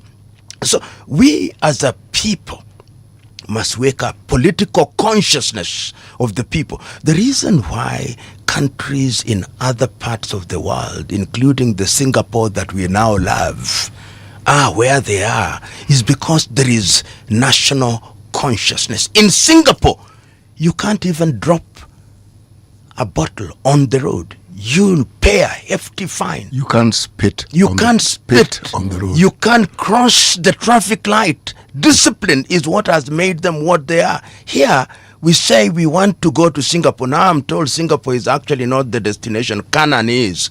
So we are just passing through Singapore on our way to Canaan, wherever it is. Yeah. So when you have such sloganeering as the prime moving issues, then it undermines even the credibility of electoral process. Electoral process become 5-year rituals. And give me latitude. The thing you call opposition, look at the individuals. Yes. Have they not been in government at one time or the other? Have they not worked with the current elements within the current administration in the last 20 years? What has changed? These are people we know what they have stood for over the years. Now they are telling you, when they are on the other side, that they are going to do better than they did when they were on the other side. And they had the power to do it. And they had the power to do it. We are being deluded, and we cheat ourselves that they represent something new. They don't. So I can't agree with you, CT, more that this victimhood that we put ourselves in is our Achilles heel. We had better wake up. And when people wake up, you see when they woke up in Madagascar, where is the president now? Away. When they woke up in Bangladesh, where is the president now? And when they woke up in Sri Lanka, when people wake up, the individuals who are messing them up actually run away. Yes. With suitcases. On that point of the opposition having been in government at one point or another, every time we ask, especially individuals in government currently, and we bring up this issue of, there's a time that President Ruto was the deputy president, and yet he never did this and that and this and that. They always tell us that all the power rested with the president, and the deputy president was just that, a deputy president who had absolutely no power. When you ask them about the ministerial portfolios they held, they'll always tell you everything they did was directed from that center of power that is the presidency. So basically they say that their hands were tied in very many words. How then do you deal with such kind of individuals who tell you When I was the CS, when I was the deputy president, or when I was the vice president, there's nothing much I could do. How then do you explain that we as a nation, with these individuals you speak of in mind, yes, you hear of the GDP, you hear of the economy growing by certain percentages. You are told we're a wealthy country. Yes. You arrive at a GDP by aggregating. If you have a small group of people who are extremely wealthy, the aggregate will be good, the average will be good. Absolutely. But how do you explain being a nation where the people who are wealthy don't actually have businesses, they don't have industries that you can speak of? If somebody's a multi-billionaire, then there have to be industries. There has to be some value-add process that justifies the billions. Yes. How do you justify having the wealthiest in the nation as politicians, as civil servants, high-ranking civil servants? How do you explain this? Yes. That is how we refer to ourselves as a wealthy nation or a middle-income nation. When the people who are in industry and commerce are struggling, some are shutting down because of a variety of reasons, and here we are, the same people keep telling us things which in and of themselves are lies. Yes. We have talked about auditing lifestyles. We've never done it. We just talk. When people are told to talk about at the time when they're being vetted, talk about their wealth, they just give figures. Nobody asks, how do you arrive at these figures? You know, City, to answer your question, whether I'll come to that. Yes, Prof. When I hear somebody saying that my hands were tied, I say that is nonsense. If your hands are tied, you resign. Your hands are tied and you are enjoying the perks that go with the office. Your hands are tied and during the time that you are serving, you are sponsoring opinion polls to say you are the best minister or the best member of parliament. Who has tied your hands? In decent societies, when you can't function, you resign. And the reason why they say all they say is that they want to avoid responsibility. Because during that period, they are simply feathering their nests. So this idea that Africans, particularly in Kenya, saying my hands were tied, power rested with this particular individual, particularly the presidency, therefore I could not function, is completely misguided. If your docket is education, you are not running education alone. You are simply the policy guide. They are individuals. Take, for example, in the question of education that I've given as an example. If you talk to headmasters now, they'll tell you the capitation for the month, for the third term of last year has not been completed. They have not received capitation for grade 10. The president at a public rally says, attend school. No money. How do you feed these children? If you as a cabinet minister is dissatisfied, what you do is you tell the president, I can no longer serve in this particular position because of reason A, B, C, and D. And I love giving the example of the former president of Tanzania, Ali Hassan Mwinyi. Okay. When he was minister in charge of prison, there was a prison escape in Tanzania. He resigned. And that is one of the reasons why when he wanted to be the president, the Tanzanians said, this is a man of honor and credibility. He takes responsibility. Here, we have individuals who don't take responsibility. It is when they leave office that they now tell you, oh, my hands were tied, I could do nothing. I don't give them the chance of a snowball in hell. I treat them for who they are, liars. Because I remember one of the biggest things that we had from the current government, especially immediately they took office, they said, we found the place empty. The coffers were empty. And I asked myself, so you didn't know this because you were in government for a very long time. You are the deputy president for a very long time. There's no way you'll just discover, alas, kumbe hatuna pesa.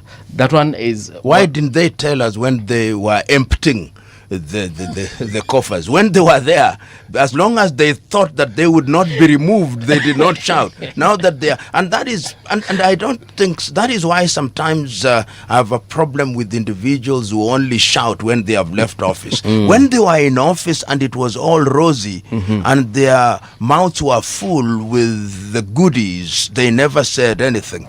They find the mouth with which to talk, to use Achebenese in his book Things Fall Apart, when they have left. Yes. When their security cars have now been withdrawn. And let me, there is something that I want to talk about. Take, for example, and if you permit me, sure. The Honorable Vice President Kalonzo Musyoka, there is a letter which is now in the public domain about the perks that he has as a former Vice President. Yes. He says that the government is not doing this, not doing this. Look at the perks that he has and which he has requested to be enhanced. He earns more than 3 professors in retirement and he is not retired. How am I supposed to believe him? He's asking for personnel to be enhanced from 30 to 48, which means he'll have more police officers surrounding him than police officers in a police station in my rural home. Then he tells me he's in opposition. Which opposition? Which opposition?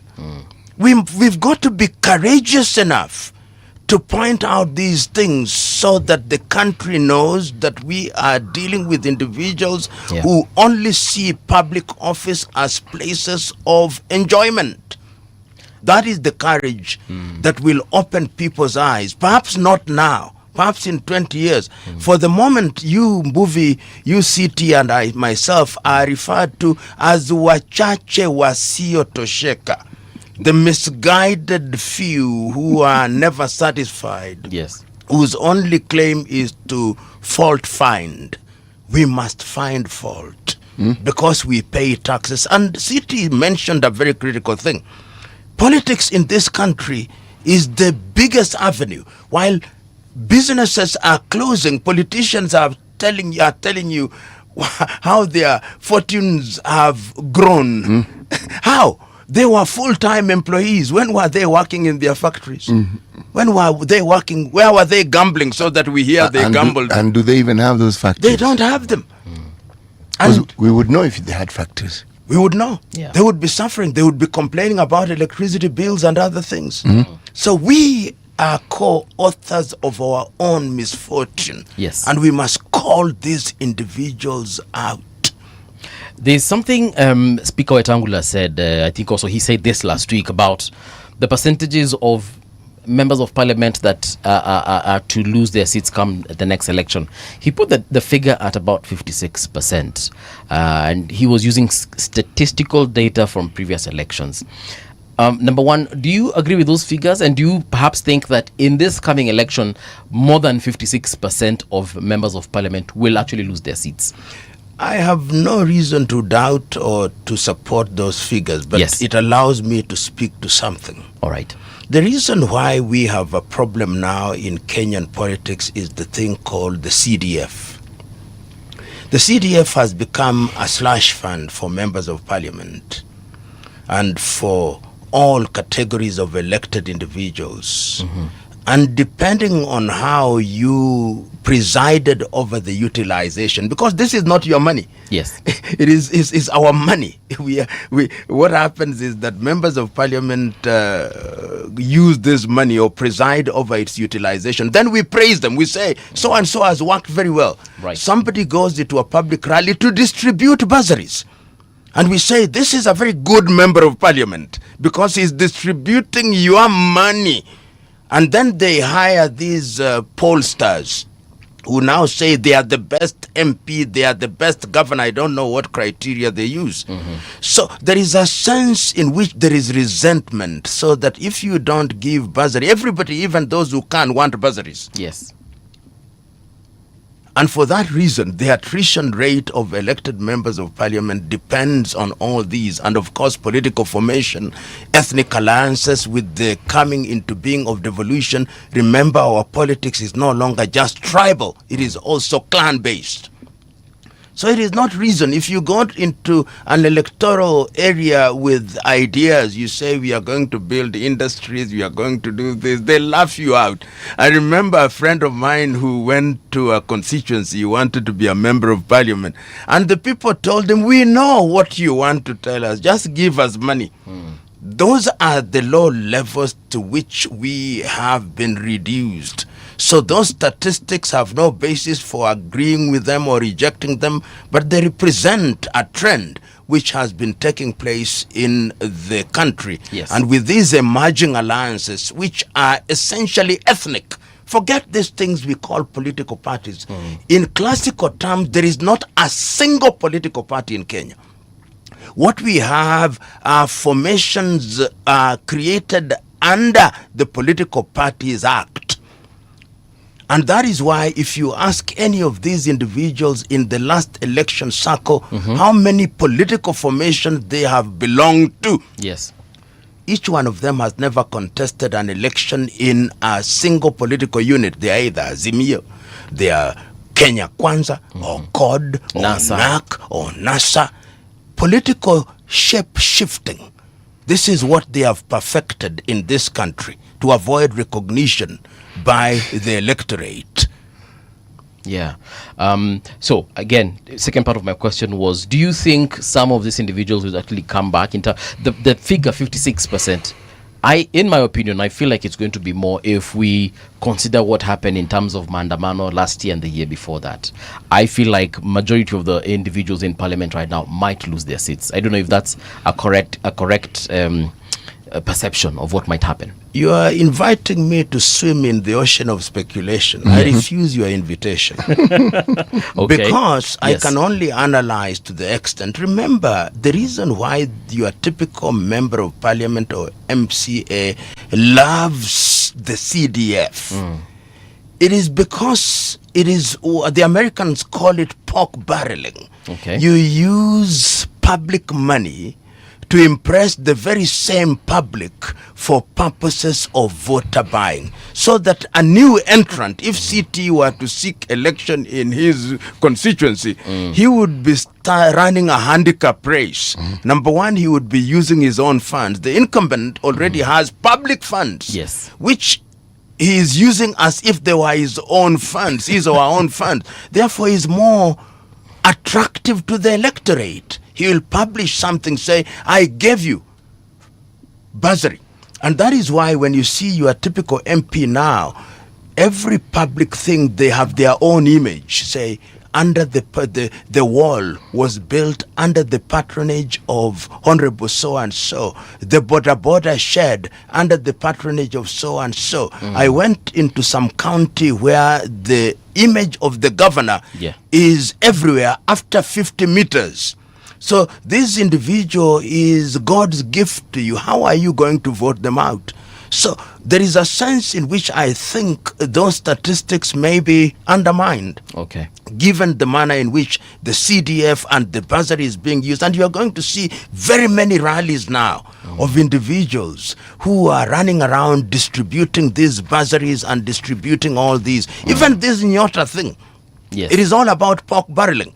You go out in the next 5 months and find out where that money was. I saw some of it being sent to people's phones, and immediately Fuliza was taking some of it. Immediately M Copper was taking some of it. Yes. So by the time some of the individuals went home, Yeah. perhaps 50% had been taken over by these loans which are borrowed. You go out in the next 5 months and you will see the mortality rate of the so-called businesses that are being financed by these funds. Yeah. It is the way not to do things. Particularly when you say you are going to Singapore. Singapore never did this kind of thing. They never did. Korea did not. You don't go into public rallies to distribute funds in the 21st century. You don't do that. There are methods of doing it. You involve banks. You train people. You get them to understand the dynamics. What is the business plan that they have? How are they going to do it? Rent, how are they going to pay? All these things. This is what is referred to as voodoo economics. We are engaged in voodoo economics. Prof, are you actually saying that Nyota Fund might not help the people that it was intended to help? The jury is still out. Yeah. Remember that 70% of that fund is World Bank funded. The government is supposedly adding on. But I want us to go out after only 1 year and find out if there were 1,700 recipients of Nyota. And I've seen the governor of Siaya said, for example, that he is going to exempt these individuals from business licenses. He's given us a number. 1,700 of them. Yes. I hope those people have names. In the month of August this year, I want us to ask where these 1,700 businesses are. And let me tell you, my friend, I can vouch. Yes. Over 60% of those so-called businesses will not be there. In fact, you're generous. The idea behind, if you look at data about new businesses, okay, the attrition rate is higher than that. It goes up to even 80%. Yeah. If they are looking at people who have already been doing some business, and what they're doing is hand-holding to ensure that they enhance their business, yes, that one, the success rate will be higher. Correct. So these are people who already know what they're doing. It's just a question of adding a little knowledge here, giving them a little money here, and believe me, those ones have a chance, because the threshold of attrition, they escaped it a long time ago. Absolutely. That's why they're doing what they're doing. Now, I don't know whether that is what is going to be achieved. But what Wetangula said, Wetangula was not being prophetic. Wetangula was relying on data that exists. Our attrition rate of parliamentarians is 55 to 60%. Meaning that is the number of people who get kicked out. There are regions that do 75%.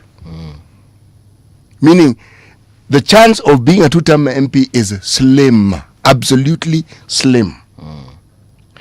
But usually it's in areas where there isn't one very dominant political party. Or you'll find regions where people are fairly open-minded. They elect the person, so it doesn't matter which political party you're in. Okay? That we vote, and this is something we need to look at. Do we vote for people or do we vote people out? That is a very basic yet philosophical. Yes. Yeah. Do we vote for people or vote people out? And there is something, City, you've said, that where dominant political parties are, then the party wave carries you along. It does. That you're wind assisted. Yes. But where there's no dominant political party, sometimes you just vote people out. There is we don't want the old face. There is a new face in town. Let's try this new face. Let's give somebody else a turn.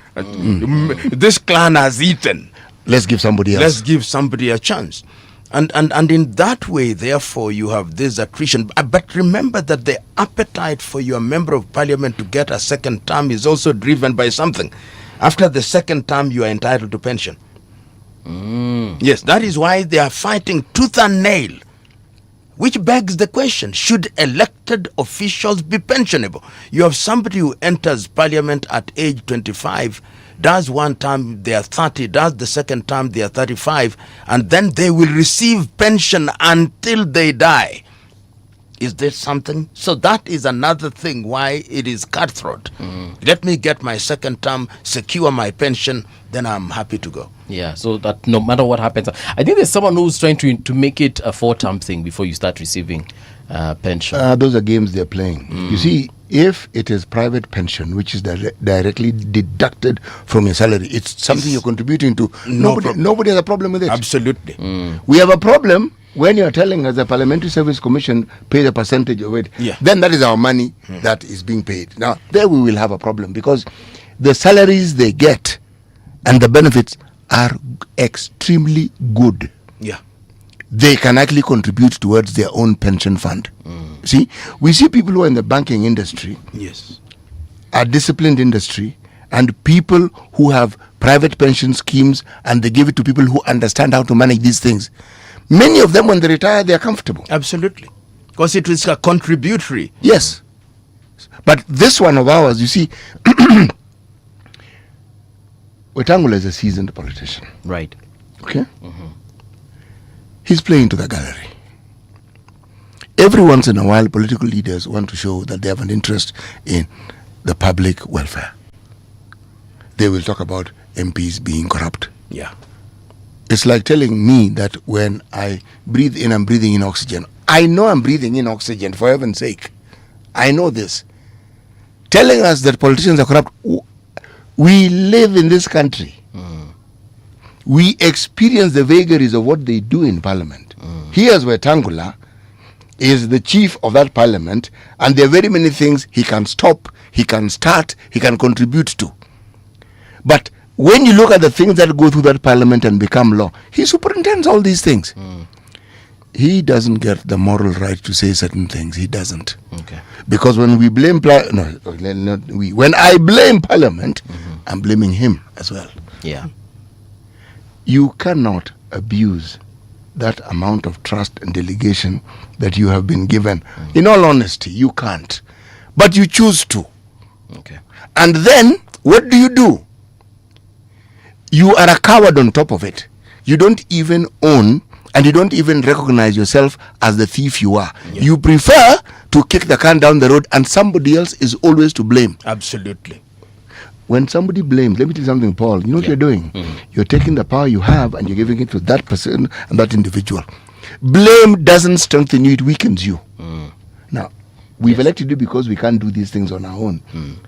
And then you're blaming others. So, the power we gave you need to take it back. It's really not complicated. Let's take a breather. When we do return, of course, the professor is still with us.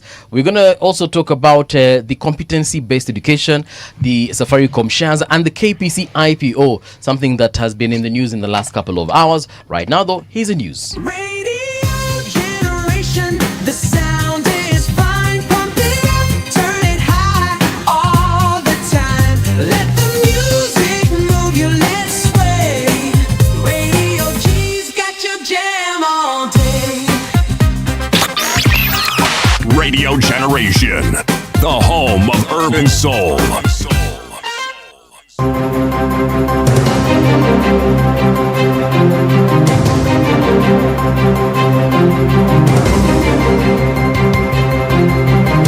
This is the Radio Generation News. Good morning, I'm Winnie Maganga. The High Court has directed parties in dispute involving Congolese doctors working in Kenya to seek an out-of-court settlement.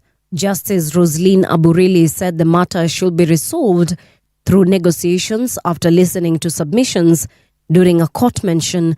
The case was filed by a group of Congolese doctors challenging what they describe as an unlawful decision by the Ministry of Health that has barred them from practicing in Kenya.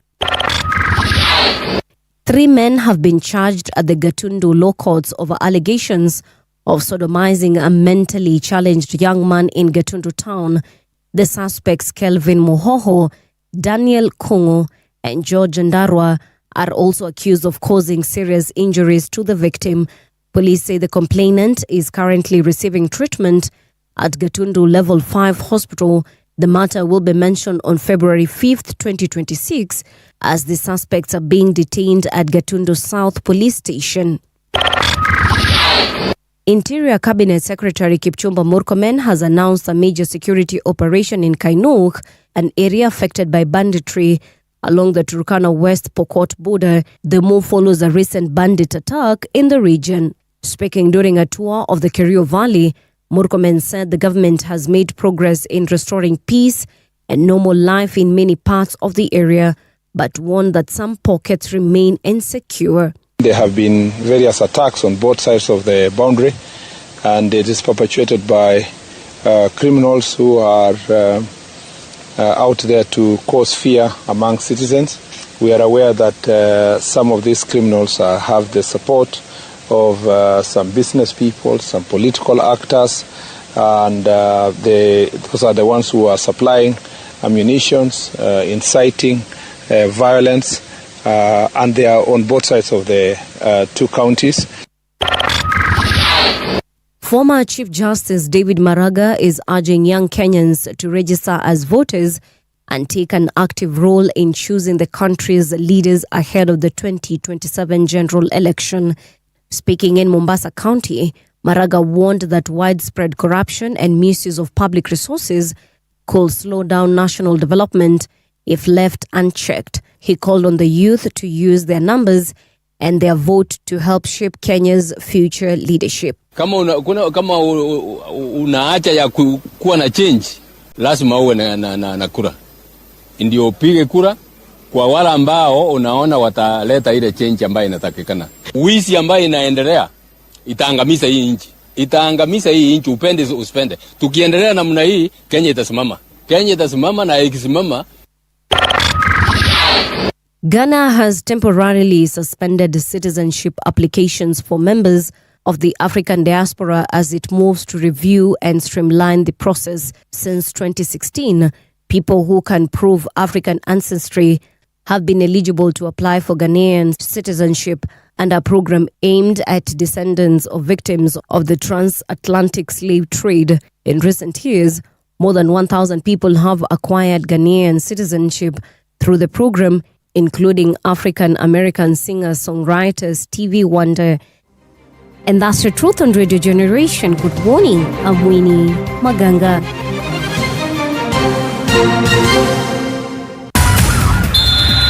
Sports on Radio Generation.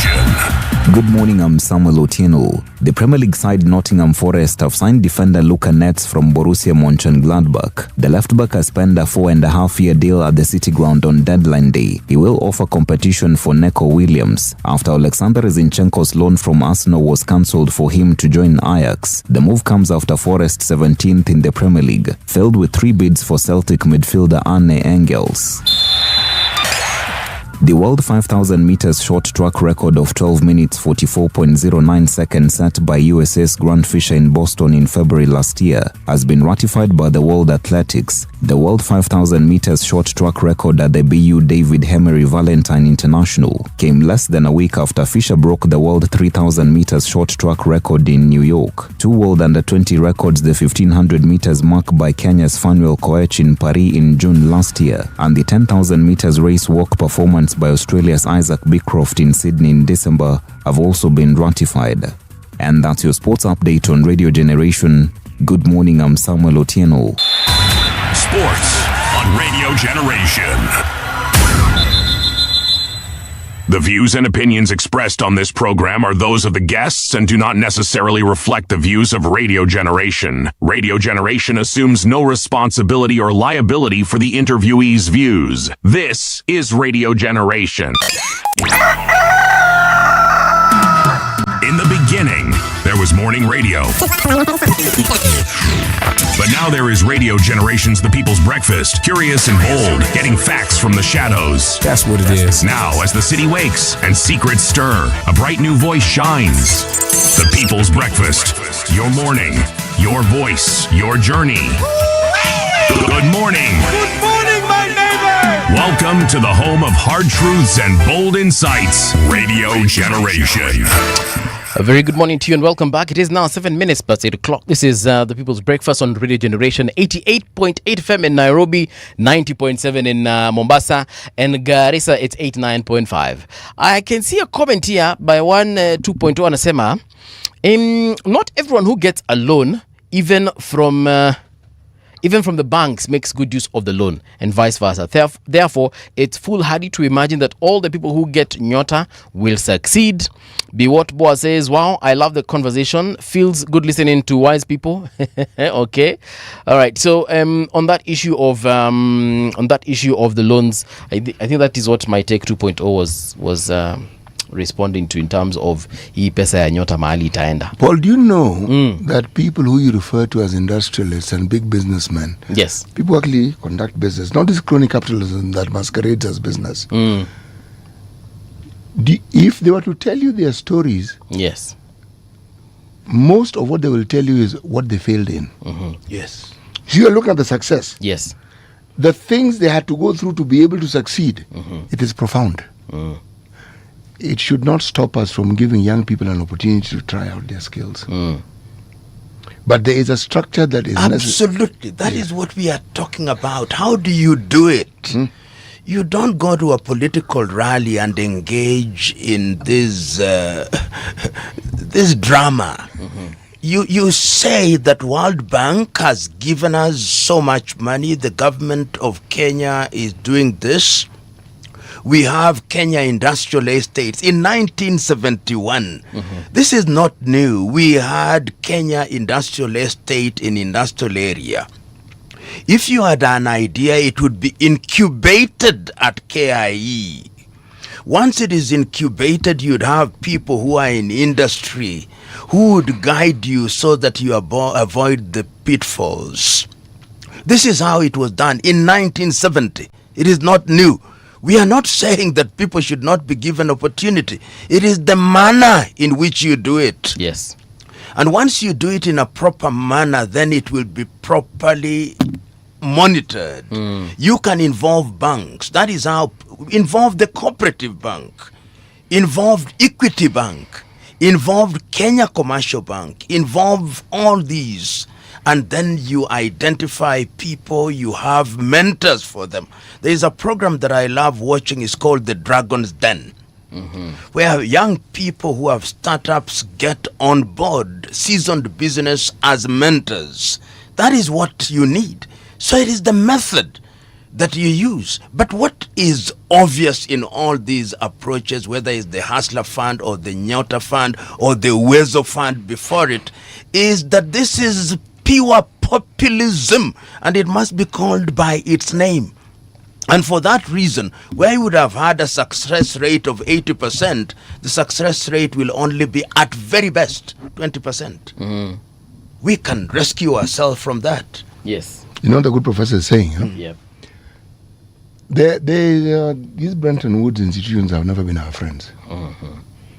Because the structural adjustment program that they brought in the Moi era actually took us back. We didn't move forward. Okay. It took us back. When you matured in your business from Kenya Industrial Estates, you then went to ICDC, who would give you, it was Industrial Commercial Development Corporation. They would now give you more money, but again handhold and walk you. People hear of Uchumi supermarkets, the predecessor to all these supermarkets and so forth. Which, by the way, is back. Yes. In a small way. Yeah. But it never really died completely. Uchumi yes. was an ICDC company. Kenatco was an ICDC company. Right. ICDC invested in hotels. We had something called African Tours and hotels. Yes. They were all over the place. All over Mombasa Beach. Where the gas cylinder Spectre was incubated at KIE. Yes. Yes. Yes. Okay. We actually had a structure that incubated industry. You know, we keep talking about how did China do it? How did Taiwan do it? How did Japan do it? Korea. Yes, those small industries, they have a structure that builds them up. The cottage industry in India. Yes. That grew India and Gujarat and others. They were structured. There's a structure that builds you up. Yeah. You start small and you grow. You grow. You heard of this fashion house called the House of Benetton? Yes. Do you know what they used to do? They were regions within the country called Italy who were known for certain specialities of making things in certain colors. They involved the cottage industries. Yeah. Their expertise and making it world equivalent is what they brought in. But it was done as a cottage industry and it grew because the name had grown. We had it. It's not that we needed to reinvent it. We had it. It was there in 1970. Hawassa in Ethiopia, which is employing 100,000 people. It is the same concept, but you don't do what we are doing. Yes. Do you know things like ICDC was set up in this country, 1954?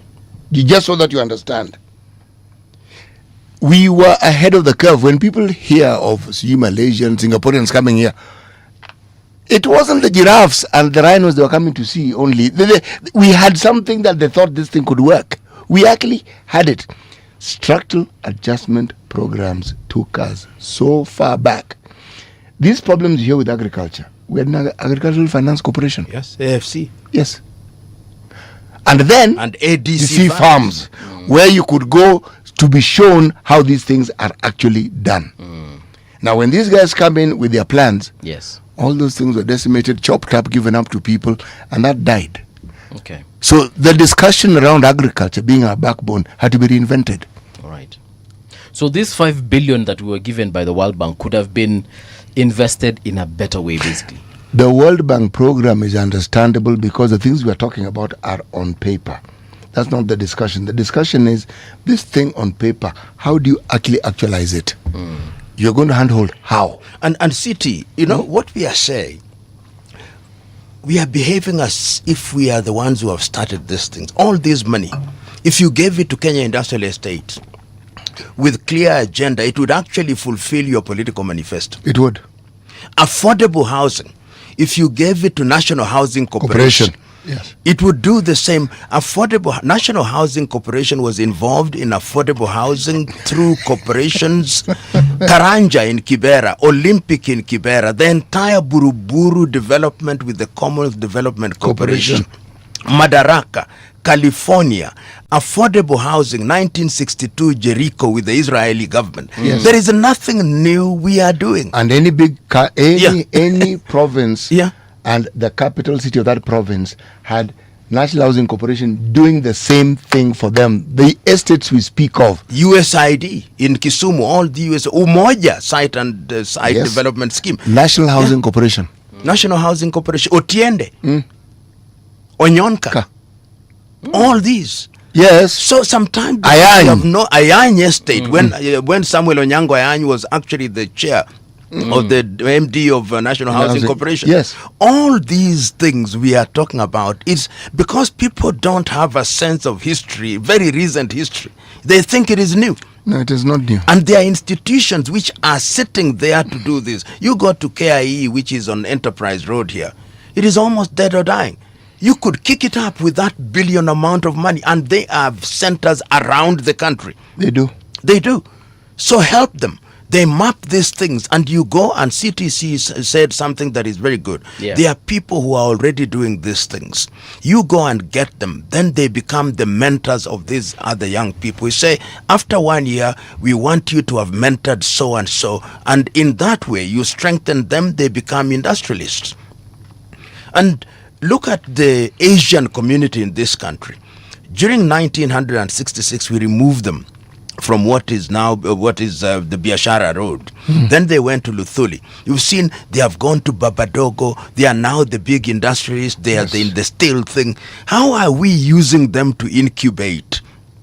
How are we using people to incubate? When we go into business and you want to go into food and beverage, Kimani Rugendo with pick and peel is the money that I would sell, Dr. Kimani. We want to build young people who are doing juices and milk and other things. Do it for Chris Murungaru, doing milk.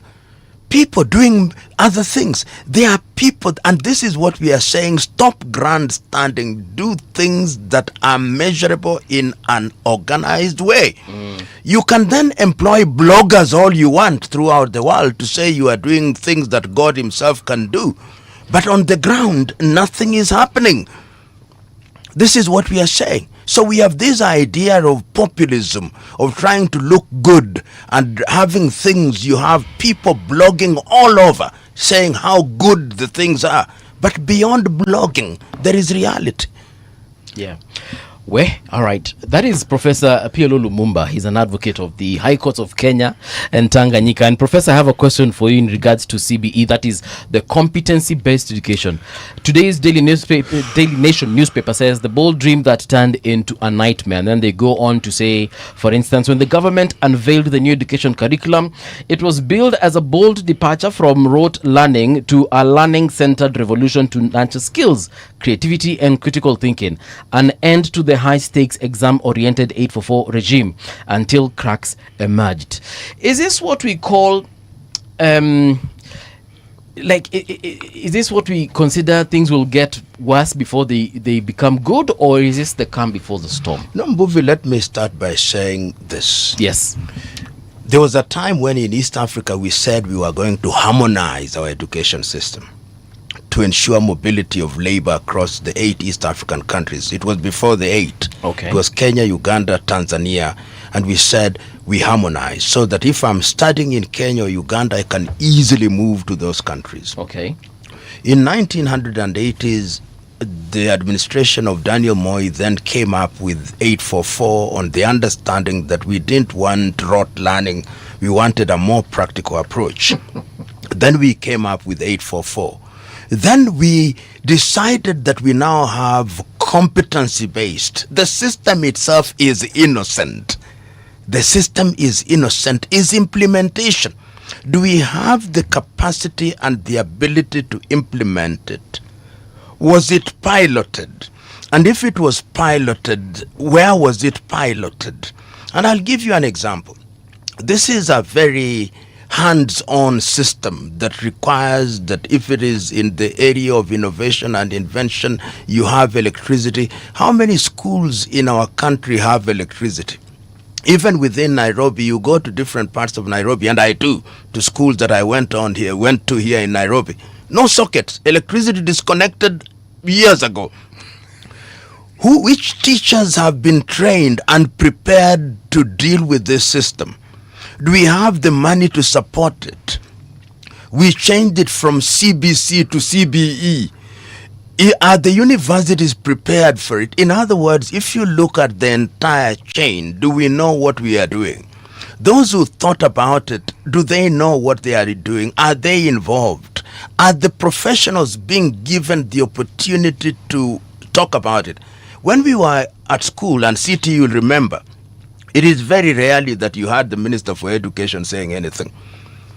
What, even the provincial Today, education officer? It is as if the Minister for Education or the Cabinet Secretary who is telling you when to open schools, when books are being taken to schools, they have taken over the work of the professionals. And the net effect is the confusion.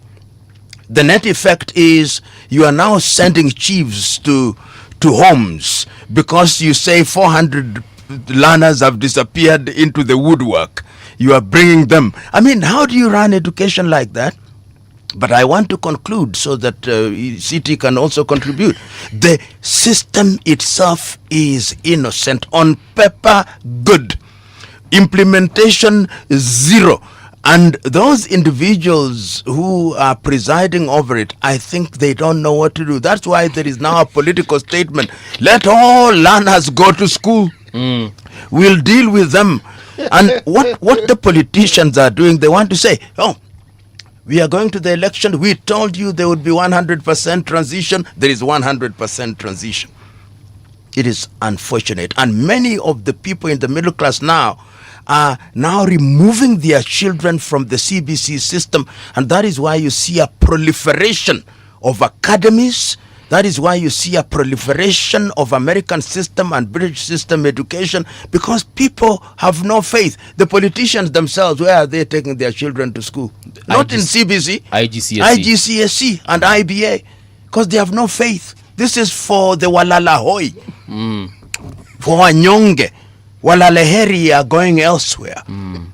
And yet education is the equalizer. Many of us, including yourself, will tell the reason why we are here is because it was equal education. We went to public schools. We went to public Actually, schools. You're right, yes. Yeah. But for education, we would have no voices. And yet we are destroying that thing. You said that on paper it sounds good.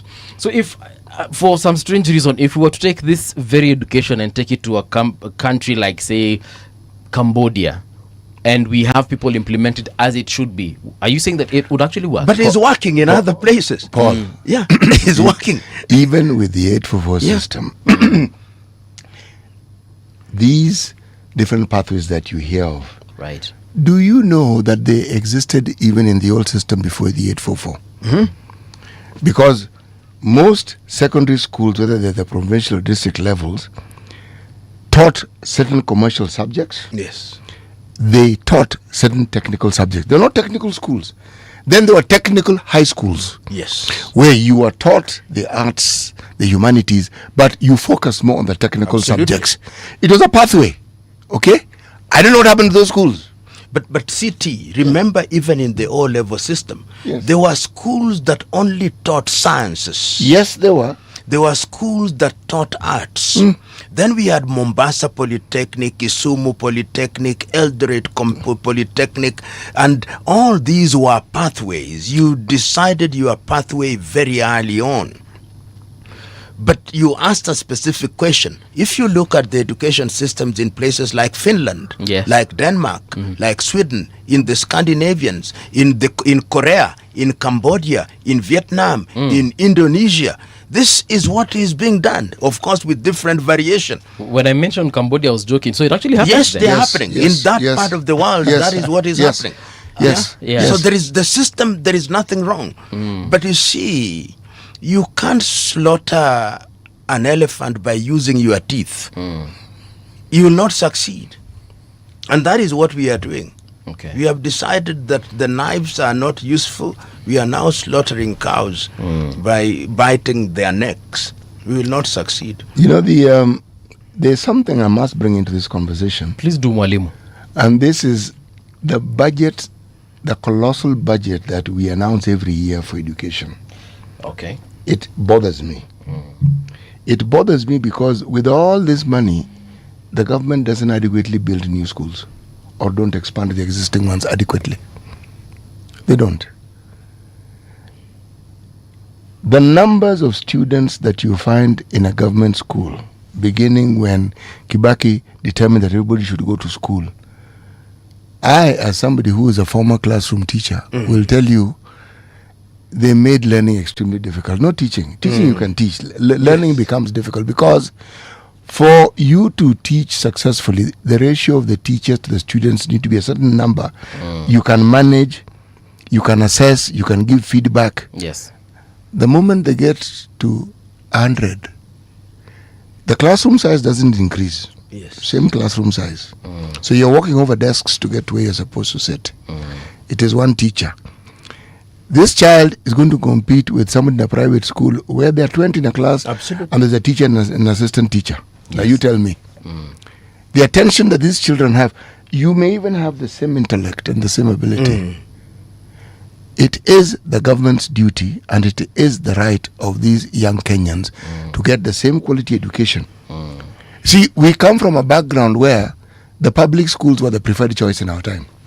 If you went to a private school, something was wrong with you. Yeah, we didn't say it loudly enough. No, yeah, we didn't say it loudly enough. But we knew. We knew. Why, we knew why that. Are you running away from everybody else? Yes, there was some limitation somewhere.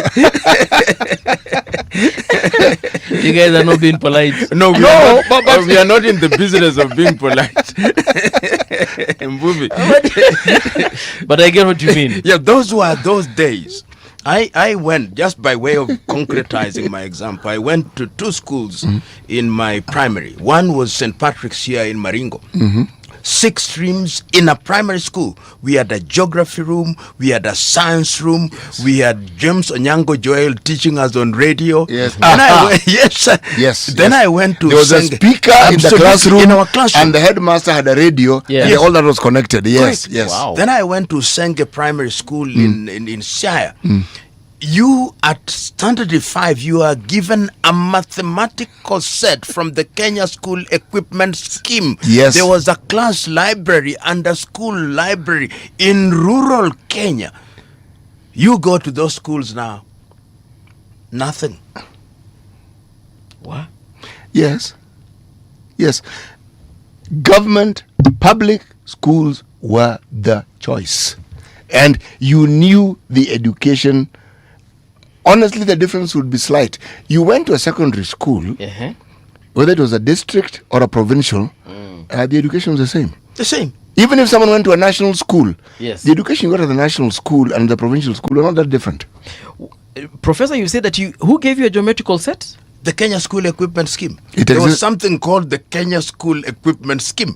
And let me also shock you. Yeah. We now see something in Nairobi called Dishi na County. Yes. There was a national, Nairobi, there was school lunch, and the kitchen was at next to Pumwani Maternity in Eastleigh. And we ate lunch, hot lunch, in all Nairobi primary schools. This isn't new. By one. All these things we are doing are not new. What we ought to have been doing is to improve them. We didn't enhance it. When or where did the rain start? Because remember what I started off with, the budget. That budget was actually being utilized as it should be.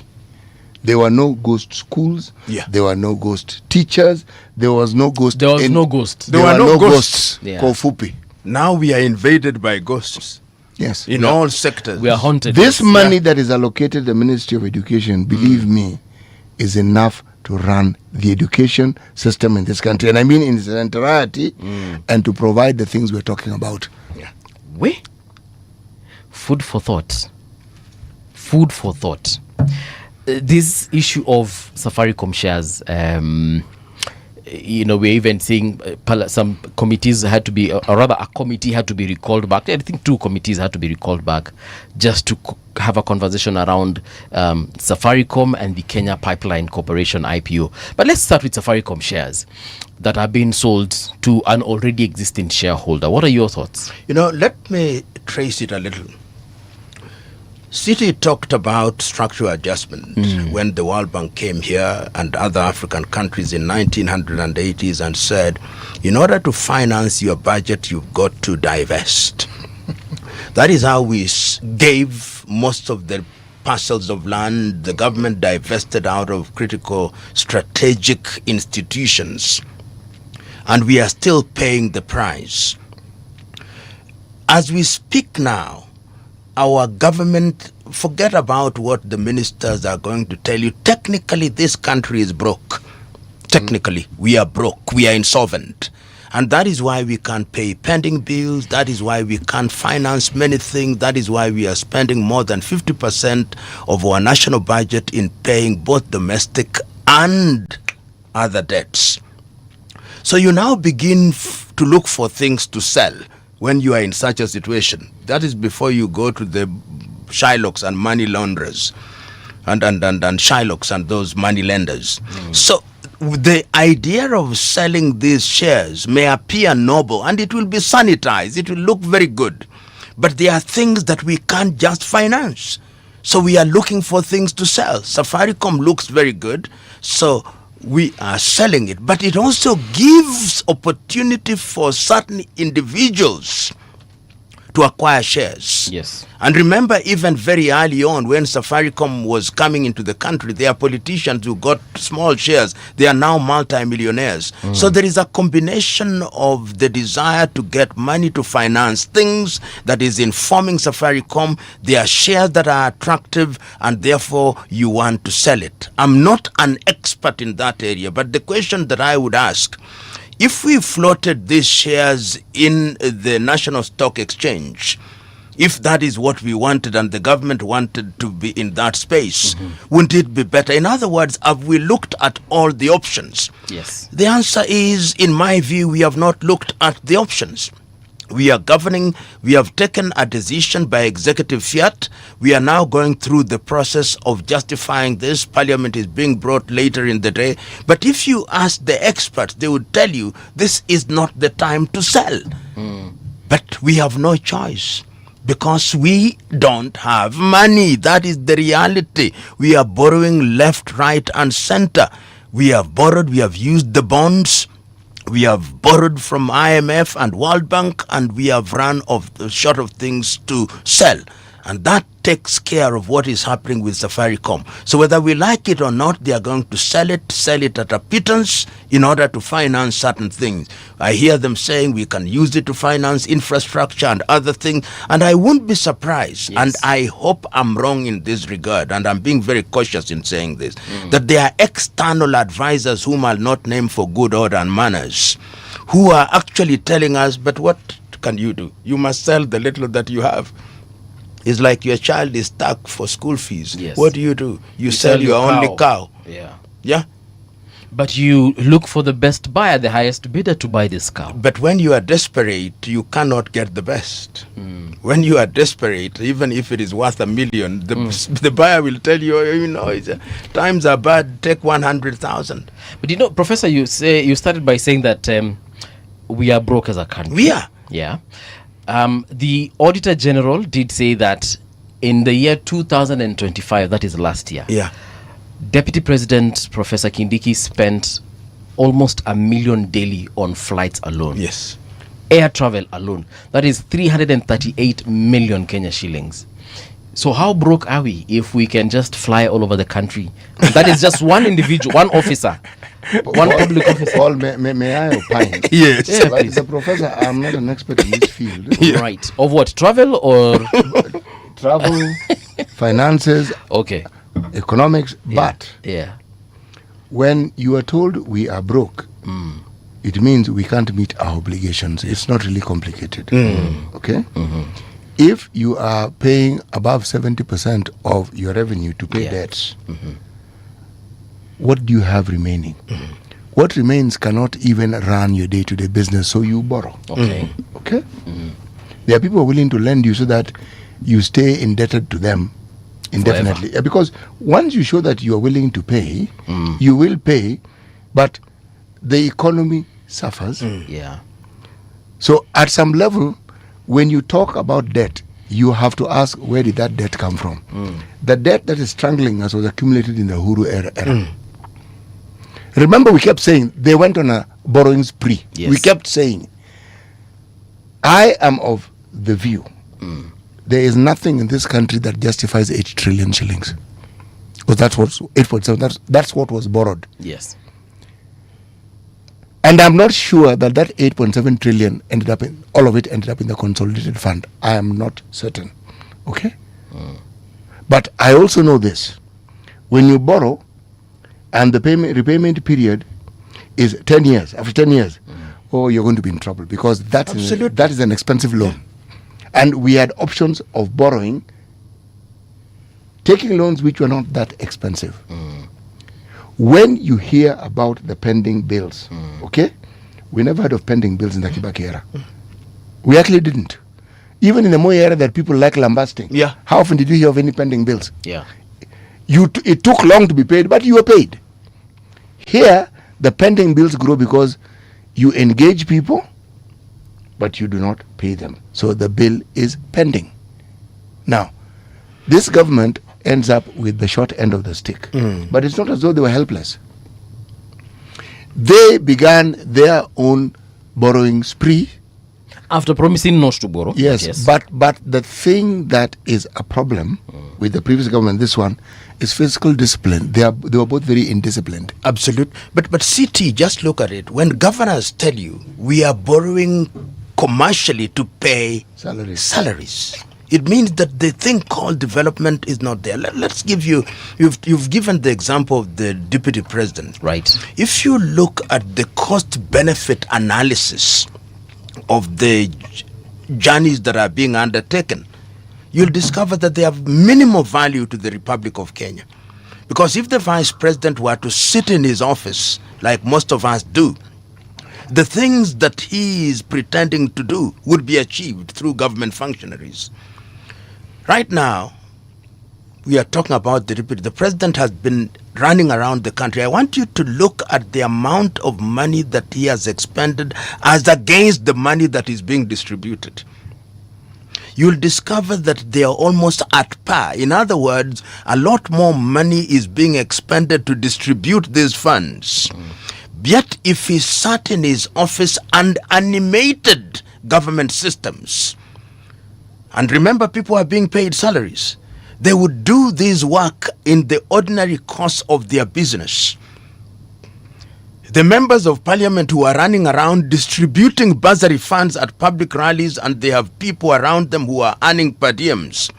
If bursaries were disbursed using RTGS, the headmasters will allot those bursary funds to students without people assembling rallies at different places.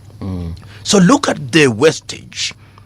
That is how we are funding all these things. You have delegation. There was a time when in the same Singapore several years ago, when there were 4 different delegations on the same matter in Singapore from Kenya. Look at the number of delegations that are being sent out for benchmarking of one thing or another. There was a time I was in Rwanda, and there was a group of MCAs from a Kenyan county being trained for 1 week by a Kenyan. By a Kenyan. Were they being trained on how to manage the dairy industry? They were being trained on something and benchmarking in Kigali. So when you look at all these things, Buvi, you simply and you ask yourself, when do these individuals sit in office and allow, because they are at policy level, where are the technocrats? When are they allowed to do their thing that they were trained for? This is the problem that we have in the country. So it is being broke. You could borrow from a money lender to finance good lifestyle, even borrow, you buy and have a car, do these things, get even the airlines that they take tickets from, you'll find 2 years down the line, they have not been paid.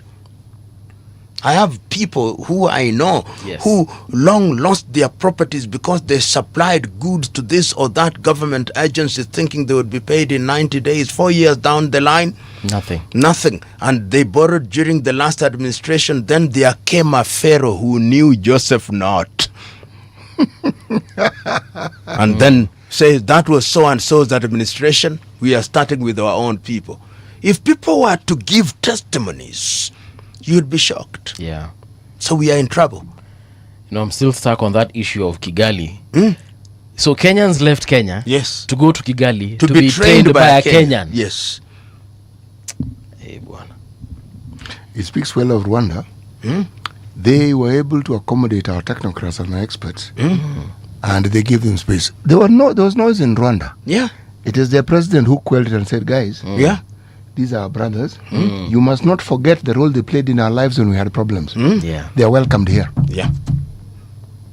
They are welcome. They can come as many as they want to come. When you go to Rwanda now, you see the tech space. Small as they are. Focused. And Kenyans are the ones who actually help them in that direction. You come here, you have experts that I know who have been utilized elsewhere. And here, nobody cares about them. Yeah. You know, Paul, sad. Yes. See, this discussion about our education system, the discussion about everything that we are saying here, the real tragedy is that if it is local human expertise, we have it.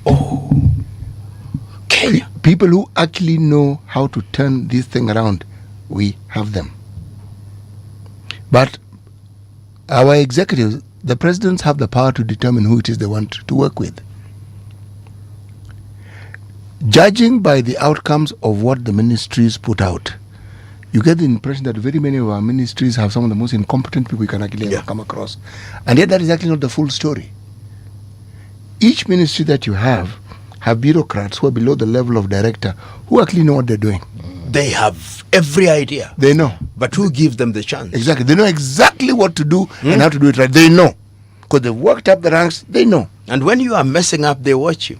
Or they actually sit back and just... Because you are brought in, you are paid 5 times their salary, and you don't know what you are doing. And they are watching. And you're also not willing to listen to them. So they leave you alone. Yeah. I've actually witnessed that in some government corporation that I will not mention. But yes, they'll watch you, wait for you to mess, and perhaps even be kicked out and wait for the next person to mess. They usually actually try to get you to understand how this thing works. But wakiona uko na pembe wanakuacha. They actually take a step back and they let you proceed. This individual said, do you know who I am? Bas, do you know who appointed me? Who are you to talk to me that way? Then they say, okay, if you are the one who knows everything, you have monopoly of knowledge and ideas, sisi tutangojea mishahara na kustaafu. Paul, there's a concept that I personally like talking about. People think it's a biblical concept, but the Bible talks about it, and most people who read the Bible have come across it. It's called a poverty of spirit. When your people suffer from it, they cannot see themselves doing anything other than lamenting and staying in the same position.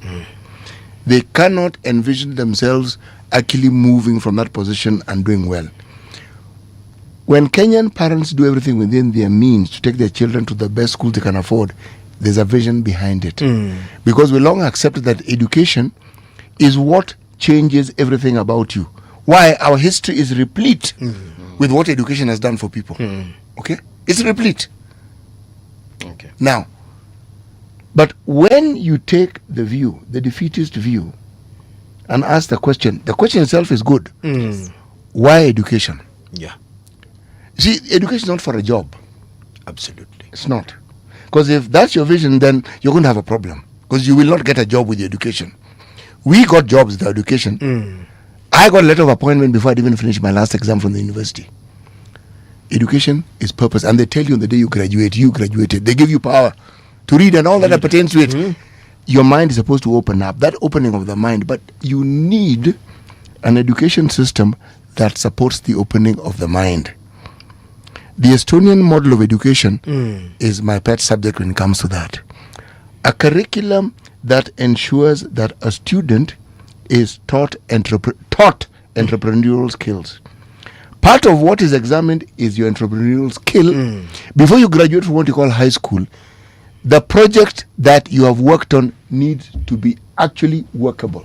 Meaning you leave school with a project you can continue working in. And it's all in the education system. So, a third world country, people don't like this term, but I like the country. Yeah. Because we are a third world banana republic. We don't think so. We like calling ourselves a middle income country. What middle income? Yeah. At the middle class. What middle class? You are a salary away from poverty and you're in the middle class. You're right. So, when the purpose is serious and there's a wealth of spirit as opposed to the poverty of it, you have schemes that can tell you how this country is going to grow. Anybody on local says these guys are going to go far. You know why? Yeah. The education system is created to ensure that happens. So you have a population of people who will know what to do, population of people who think about creating things. Once you have a creative mind, that creative mind can move towards solving other problems other than creating your own business. Yes. When they talked about removing rote learning, that's what they wanted to do. I was a classroom teacher during that period in time. We were among the group of people who were supposed to help steer this thing to piloting. That conversation took place. We had 2 meetings, I think. And the story of piloting died. Yeah. This was the 844. The end. And yet, if you looked at 844 in the written form, that thing was good, man. But CT, you remember, there was a philosophy. Yes. You remember there was actually a committee that was appointed for establishing the Moi University. Yes. You know, there was a philosophy behind the establishment of the university at that time, and even the establishment of Jomo Kenyatta University. Yes, there was. Yeah, so that is not just establishing university. No. Every village now says we want our own university. There was a philosophy. Even when Moi, for example, was teaching, they said, we are going to teach everything, medicine clinically, law clinically. Jomo Kenyatta University of Agriculture with JICA at that time. Yes. But then we lost the script. Yes, we did. So now there is the disconnect. Yes. Yeah. And everything we are doing is populism. And when you are in that space, you cannot do measurable things because things must be measurable. If it is industry, what are we? Is it agro-processing? You cannot, for example, say that we are going to the agro-processing space while all your sugar factories are dead or dying and you are importing sugar. When you are importing rice and you could be reviving. I mean, this is not rocket science. Yes. There are people who know what ought to be done. I want to take you back to that issue of universities, and you've said, the country would decide why are we starting, for example, Moi University, Jomo Kenyatta. What was the reason for Jomo Kenyatta University? Allow me to take you back before the professor answers that question. Yes. A lot of these things depend on having adequate manpower who are adequately equipped and trained. Okay. In 1978, the entire faculty of education was moved from the University of Nairobi to Kenyatta College. Okay. Kenyatta College was a constituent college of the University of Nairobi. Right. They were training teachers. That's what they were doing. Equipping. There was a thinking behind it. Now you can answer his question. Absolutely. Yes. You see, and when you talk about that thinking behind things, he's given the example of Kenyatta. There was a thinking behind Kenya Science Teachers College. Yes. There was a thinking behind Moi University. There was a thinking behind Jomo Kenyatta University of Agriculture and Technology. Yes. That if we were going to get into the space of appropriate technology, we have to have an institution that teaches people how to invent and to innovate. So that if you look at the very early days of that university, they came up with little hand-driven tractors to liberate people from the hoe and other things. Yes. And it happened during the entire period that JICA was helping us. Was supporting that process. Then we lost that. Then Jomo Kenyatta started doing everything, law, history and philosophy and all other things. Now we do not know. Their niche has disappeared. From agriculture and technology. And look at Egerton, the philosophy behind the creation of Egerton University. This was the University of Agriculture. It was. Then people in government took all the land, RDC farms around there. Now Egerton produces everything and everybody. Now, universities are no longer created on the basis of how they are going to interact with industry and market. Is we, the people of Nyamira County, we want our own university. We, the people of Siaya, we want our own university. And they give you one. And they give you one. You're actually right, because when immediately after I cleared high school and I was thinking of leaving the country, I would check out universities in Europe and in the US, and you'd actually see they had very niche subjects or courses they were training people in. Yes. And then you look at our own Kenyan ones, it's pages and pages of the courses that you can actually do. And I think that's where we actually lost the script. We lost that plot completely, by the way. There was a clear thinking and an understanding of what needed to be done. Believe me. Yeah. Okay?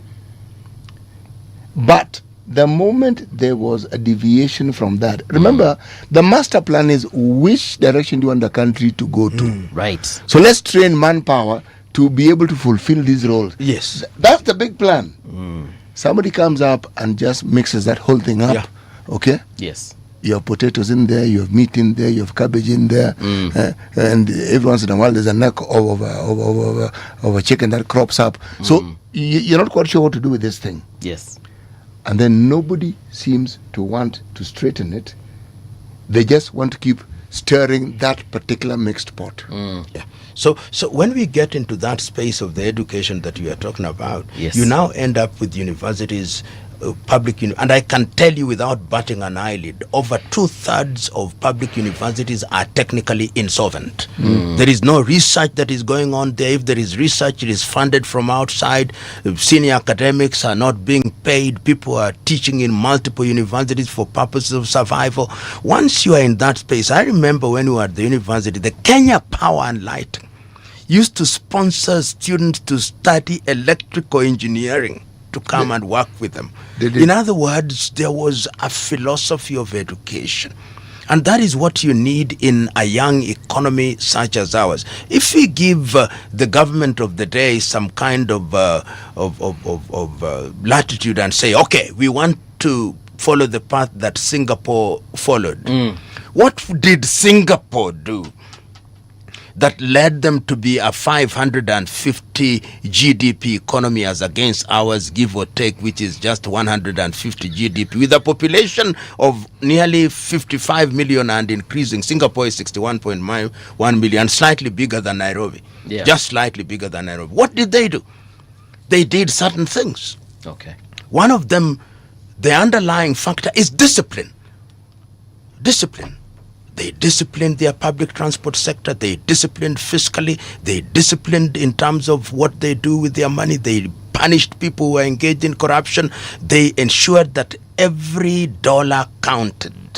They ensured that public servants were properly remunerated. You know, part of the Kenyan problem started when we converted government into industry. And it started with the Ndegwa Commission of the 1970s, when politicians and senior government officials used their positions for purposes of identifying lucrative areas of doing business.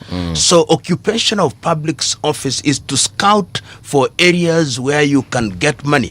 And look at Kenya. I want you to survey Kenya.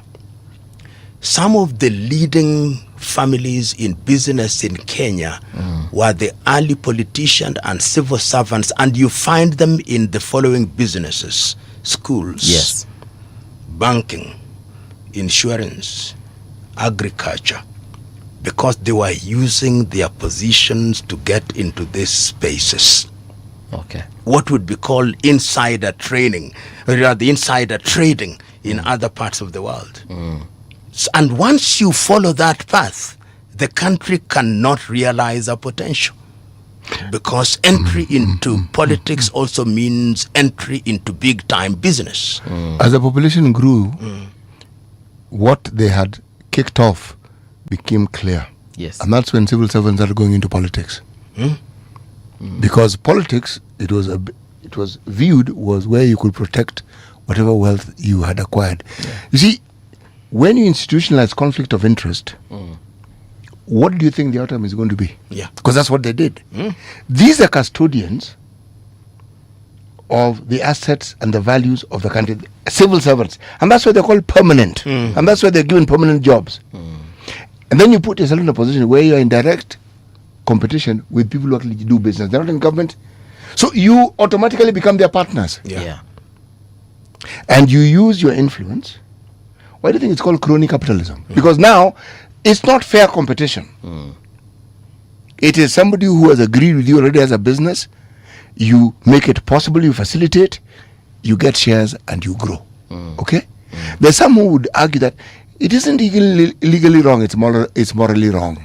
Yeah, but even apartheid was legally right. Yes. And you know, when I see individuals who are being appointed in public office telling you what their assets are, a friend of mine says they actually give you those figures in anticipation of what they are going to get. So he tells you, I'm worth 4 billion.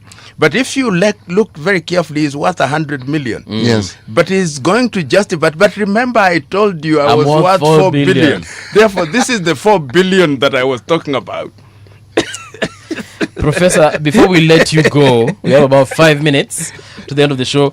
The Standard newspaper here says one term, one candidate. Fresh details have emerged on how former Nigerian President Olusegun Obasanjo is brokering a truce between ex-President Uhuru Kenyatta and former DP Rigathi Gachagua to forge a united opposition against President William Ruto in 2027. Multiple sources say the plan took shape at a meeting in Nigeria attended by Wiper leader Kalonzo Musyoka, where the leaders agreed on the need for a single formidable challenger.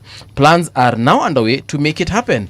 Former Nigerian President Obasanjo seems very interested in Kenyan politics.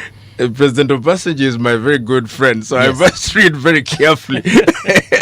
But I have no details beyond what you are reading to me. Okay. The only detail that I'm comfortable talking about is that the so-called opposition has realized that the power incumbency is of such a nature that the more candidates you present, the easier it is for the incumbent.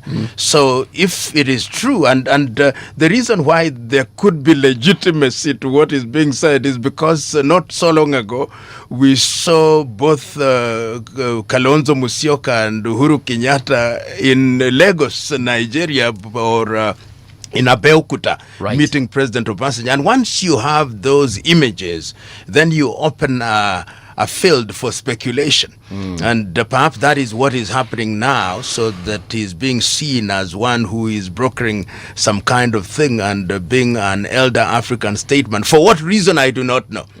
Why he's interested in Kenyan politics and why he's interested in uniting the position, that I think is an area of speculation. Yes. But I think the underlying thing is the realization that as long as you continue to pull in different directions, an incumbent president always wants a multiplicity of candidates. Yeah. Because in that way, particularly in a country that is driven by ethnicity, if you have a formidable ethnic alliance, then you persuade every other ethnic group sizable ethnic group to field a candidate. Yes. And in that way, through ethnic loyalty, you split their votes. So I wouldn't be surprised that old trick is applied. Yeah. Parties being created in different parts of the of the country with a view to ensuring that happens, and the opposition reading the script and saying, perhaps let us have a diton, so that even if we don't like each other, at least let's have a marriage of convenience. We'll deal with it after we have won. Let me walk you down the memory lane of history. 1992,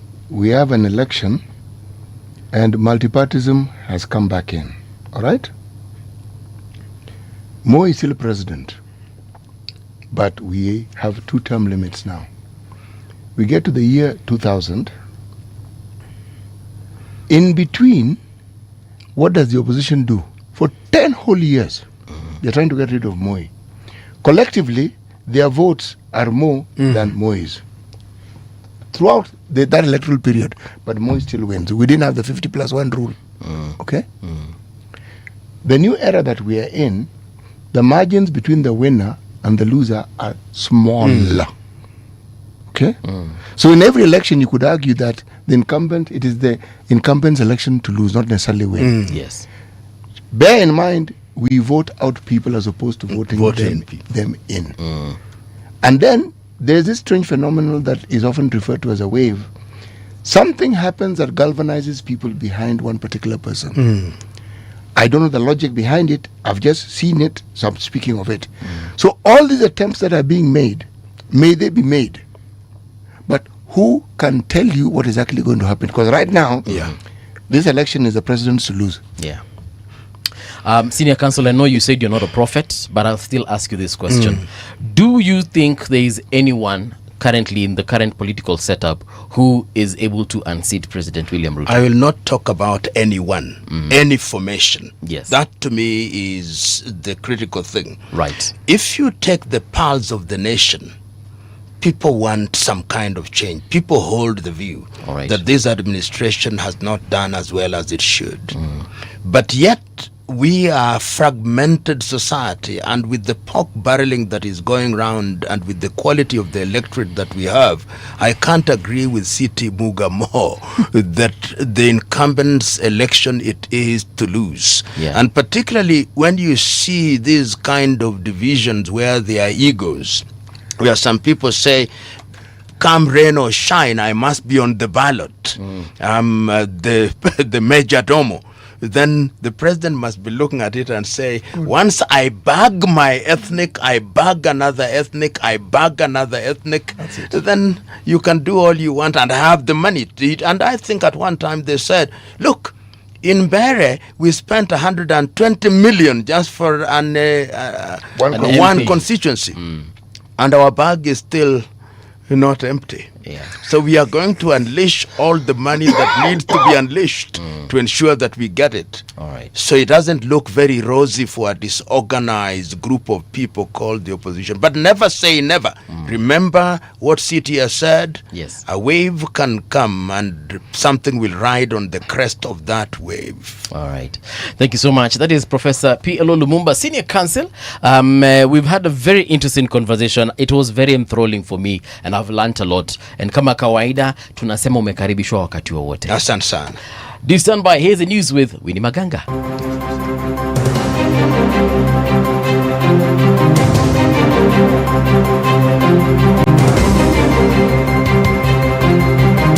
This is the Radio Generation News. Good morning, I'm Winnie Maganga. Xenophobia cannot end quickly as it's deeply rooted global issue, says advocate of the High Court Professor PLO Lumumba. Speaking on Radio Generation today, Lumumba pointed out examples from around the world where foreigners have been mistreated just for being different. He says the problem often comes from people fearing that minorities in their countries are growing bigger or becoming the majority. Xenophobia is basically fear, dislike, or prejudice against people seen as outsiders or foreigners in a community or country. Xenophobia is with us.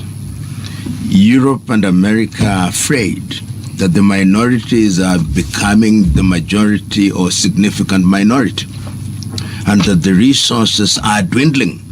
You see that, as we have already said, in the United States, where there are areas in the U.S. that are dominated by the people they call foreigners. In the United Kingdom, the population of people from Asia and from the continent of Africa is beginning to outstrip the indigenes.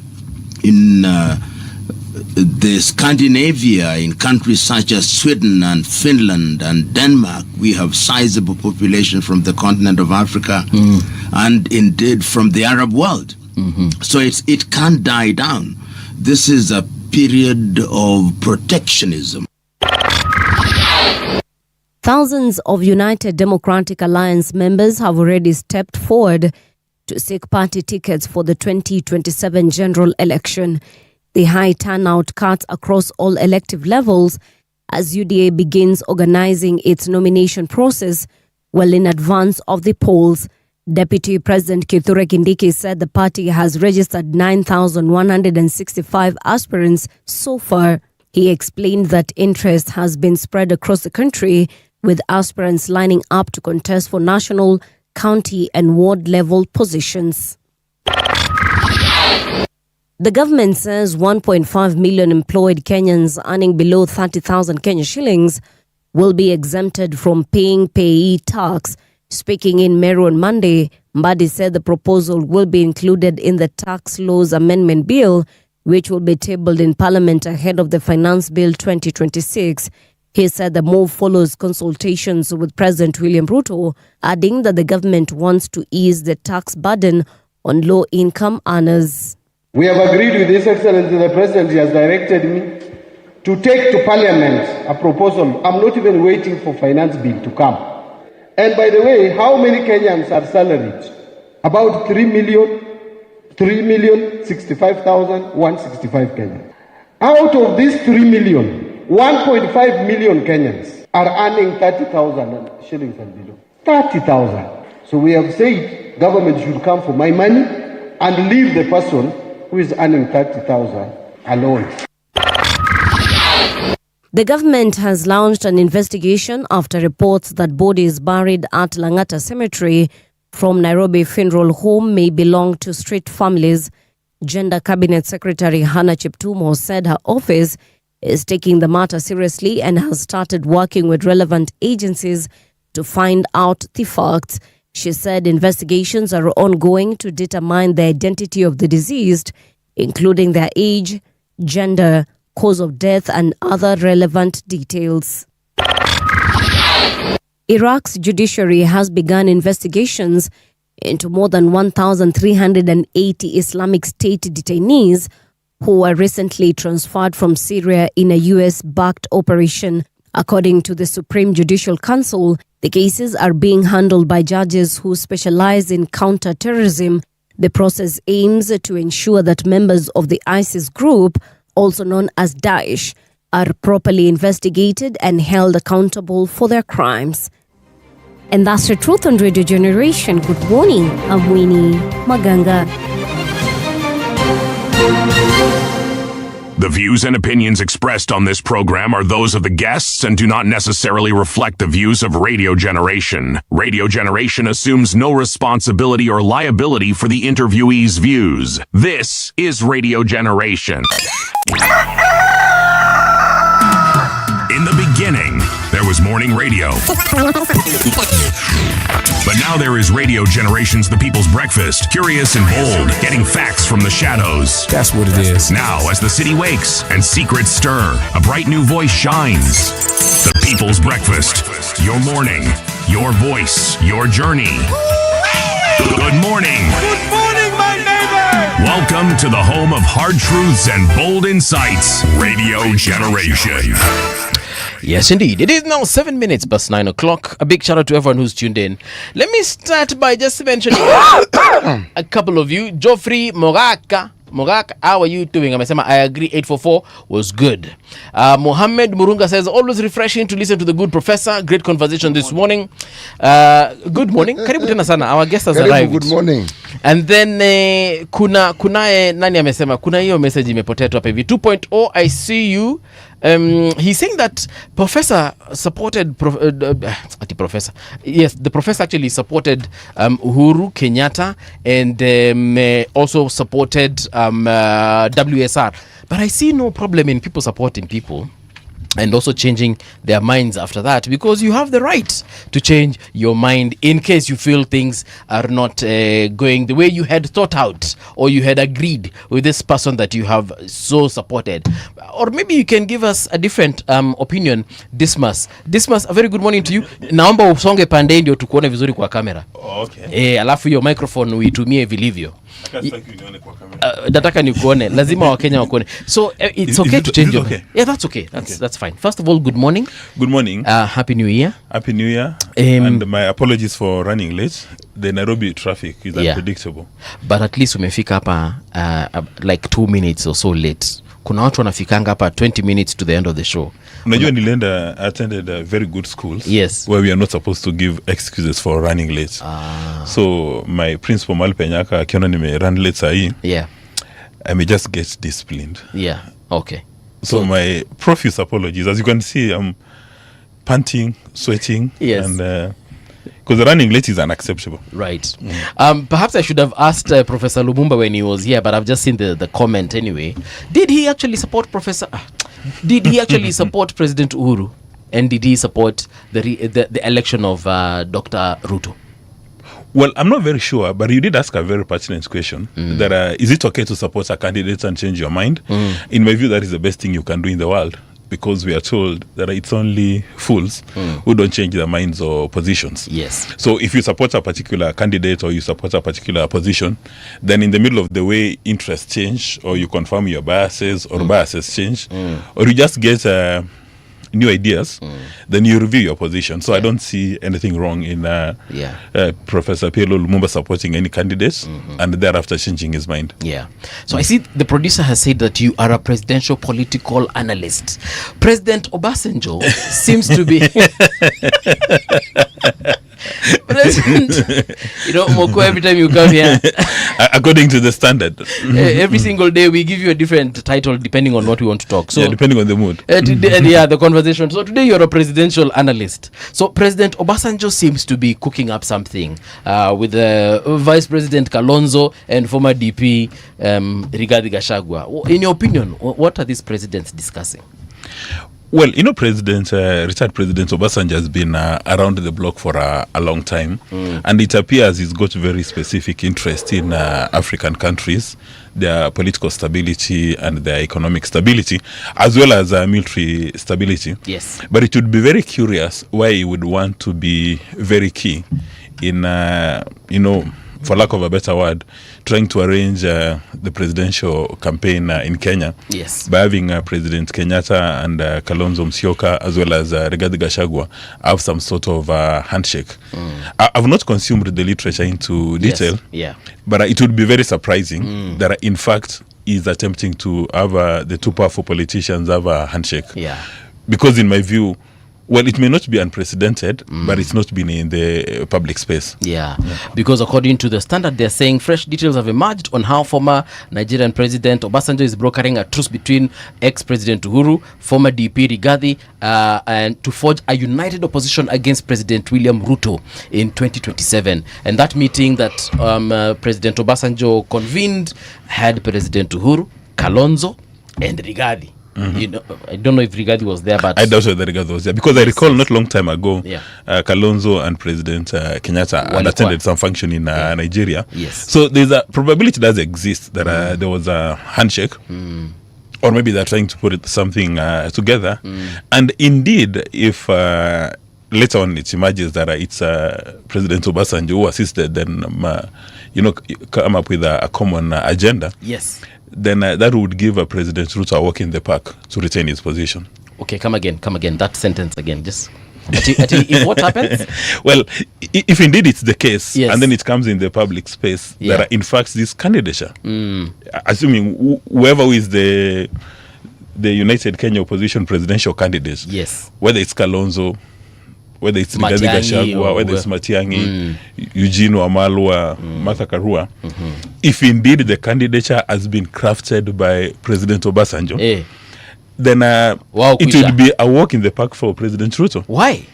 I mean, he's just, in my opinion, he's just the conduit that has enabled them to coalesce under this banner that we've actually been saying that it is not as united as they purport it to be. Yeah, if I was President Ruto, I would say, these guys cannot even run campaigns in Kenya. They've been having meetings, as they normally say, air-conditioned boardrooms like this one. Now, they've gone all the way to Abuja to agree on a presidential candidate.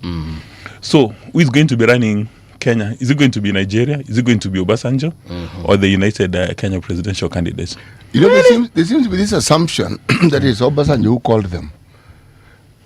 If he called them, then the discussion you're having may make sense. What if they're the ones who sought an audience with the former president? Okay. Then the question would be, what would they want to seek an audience with him for? Okay, like in PSCT. And even if they're the ones who requested for audience, then again it would give a President Ruto good fodder that you guys cannot sit in Nairobi, the capital city of Kenya, to agree on a presidential candidate. You can't even go to Naivasha. You can't even go to Mombasa. Like you can't even go to my home in Mosocho. Like you have to go all the way to Nigeria. Yeah, cross, the continent. But... And Nigeria is not the best model for democracy, as it were. Before even... Yeah, you're right. But before the thing that we call the broad-based government, we saw Right Honorable Raila Odinga and President Ruto in Uganda meeting President Museveni, who seemed at that point was also kind of brokering some handshake of sorts. Then after that, after that visit in President Museveni's Shamba, they came back and they introduced the broad-based government. Was it about broad-based administration or Mr. Odinga's AU candidature? But again, you see, you may be comparing apples and pies because he's already somebody in office. And there's another gentleman here who maybe who feels that he's been offended. So, the two have to work together. You also remember 2007 with President Kibaki and Mr. Raila Odinga then. You had to get external support. You got President Jakaya Kikwete and Condoleezza Rice coming to make sure that these people are reading from the same hymn. This same Obasanjo featured even at that time. And this that is same different. Obasanjo, yes. And that is different because at that stage elections have already taken place. Yes. And that there is a rift that I won this election. The other person saying I won. And then somebody said we don't know who won. The IBC or the person who was in charge of the election says I don't know. I was just given numbers to read. And somebody has been sworn in the dark hours in the evening. Yes. So an election has already taken place. Yeah. But before then, it would be a disaster. Yes.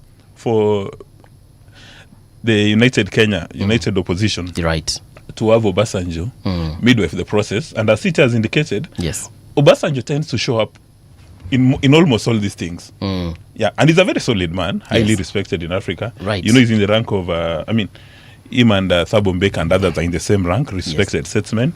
And majority of African leaders tend to listen to General Obasanjo, given his military background as a general, and majority of the people cause turbulence in Africa are general. So when they see him walk into a room, they give him that respect. But for the particular case for Kenya, in my view, if they're going to do it, they do it in the cover of darkness, secrecy that nobody knows. But if it gets into the public space, actually, even if it doesn't get, this headline alone is sufficient to take them back to the drawing table. Because wisdom can come from anywhere. Wisdom can come from Uganda in the name of President Museveni. It can also come from Nigeria in the name of Obasanjo. Yes, it can also come from the late Kofi Annan. Anywhere. It can even come from the US, from Donald Trump. But under the circumstances, now you'll be providing people with content or fodder for the campaigns. Okay. And what would that fodder be? That you guys cannot sit in Nairobi and agree. And Mr. Oburu Odinga started saying that yesterday. That he hasn't seen these people campaigning, and they're having tea at 5-star hotels in Nairobi. Yes. Air-conditioned boardrooms. Yeah. While by those people, he means the opposition. Yeah. Okay. While the president is official campaigning. But again, it's important to note that the official campaign period has not yet started. But Dismas, if they're having tea I don't understand. So what is he saying? That if you're going to run a campaign, you need to go and meet Wajiru and Morale. Why doesn't he go and do that? I mean, these guys are doing what they think they need to do. Why do you suddenly want to advise people who are not in your camp to do something? Yeah, why don't you do your own thing and let them do their own thing? It's making them appear lazy, that they just seated on their hands and waiting for manna to fall from heaven. Yeah. It's actually appealing to the audience to tell them that you have to demonstrate that you have appetite for the presidency. You have to demonstrate your killer instinct if you want to become the presidency. That is, you're not going to be given this thing on a silver platter. I wish that were true, because politicking in this country has very little to do with telling people how it is you want to make their lives better. No. No. You have a narrative you want to sell, and then you present it as something that is going to help the citizenry. Yeah. But I still don't understand. So if Uhuru and Kalonzo went to see Obasanjo, if the people who are supposedly in the opposition are having tea in high-end places, so what? Maybe this is them sharpening the axe before they cut down the tree. Yeah, and even that is what Winston Churchill said. Yes. That when you're going to deliver an off-the-cuff speech, you will take days on end, hours on end, weeks on end, preparing for that off-the-cuff speech. Yeah. A speech which is going to last for a minute or 2 minutes, you take time to prepare, so that when you hit the ground, you hit the ground running thoroughly. True. All right, let's wait and see how that pans out for them. Perhaps when Rigathi, Kalonzo and Uhuru are given the opportunity, they'll tell us indeed if they are working with with Obasanjo and tutaona maarifa ya Obasanjo yamewafikisha wapi. But there's something that Speaker Wetangula said sometime, I think it was last week or the week before, about 56% of members of parliament. And he said that chances are these folks are not coming back. 56% of elected officials will not return to office. What do you think of the statement? So essentially, out of 10 elected leaders, 6 are not coming back. And he said that figure was from an actuarial scientist. But when you look at our National Assembly, it's much higher than that, or even the Senate. Although it varies depending on the reference point. Yes. But it's around 80%. Because majority of elected leaders hardly come back to office. Yes. And if you look at some figures, they would be very interesting. That in Nigeria, 70% will not come back to office. Okay. In South Africa, 47% will not come back to office. Okay. Ghana is 56. Kenya is 64. And Uganda is 50%. Wait, Kenya is 64? Yeah, I mean, according to these are a research done by those gentlemen with PhDs in political science. Okay. Yeah, so that's why I say depending on the reference point. Yeah. So Kenya No, is you're about not wrong, 64%, because yeah. our attrition is 55 to 65%. It's not wrong. Now, there's again evidence from these researchers that this turnover tends to be very high in third world countries or emerging democracies. That the voters are either very disappointed, the kick guys out. But if you go to the US, the House of Reps, retention is 90%. Retention? Yeah, 90%. So that means the attrition is 10. Yeah, and then for the Senate is 85%. Whoa. Yeah, so in those mature democracies, people hardly go home. Yeah. I mean, they stay in office for a while. Yes. Now, reason being that those people respect their democracy, and they also respect parliament, because there's a lot of benefits you get in continuity. And these are the arguments by scholars and practitioners that it pays for you to have many more people remaining in your two houses. That is even why the reasons in the US, the House of Reps and the Senate are staggered. You don't get people coming in, a completely new team. You see, like the obtaining situation in Kenya after every election, if you're only retention rate, say, is 20-25%. No, it's more. Yeah, retention. It is more. Yeah, but assuming it's about 30%, all these guys now... Assume it's 40, because 40 is actually the realistic figure. Okay. It's only in 1992 where we had a 25% retention. Yes. All right, so let's go with 40. Yeah. Now, the balance of these 60, like, for instance, if I decide to run for MP in my constituency. So I come back to Nairobi, so we'll be about 60% of us. We are essentially freshmen. Somebody needs to show us the facilities. We need to be taken through the standing orders. We need to be taken through all those things to understand how Parliament works, even what is the role of Parliament. Because again, majority of people who get elected to these offices, yes, most of the time actually don't understand the job description. So by the time you get there, then you're taken to all these seminars. You spend up to, depending again on your capacity, you can even spend up to 1 year understanding your role. Who organizes this training? It's organized by Parliamentary Service? by the Parliamentary Service Commission. Yes. So you are given those classes, and there's actually a joke among the members of the in Bunge when MPs come in and are bouncing as if they've taken an energy drink. Yeah. Those staffers wanaambia tumeona wengi kama nyinyi. We're only giving you 5 years. Come down, we take you through the process. So by the time you get to learn the ropes, there's a very high chance that you've been manipulated.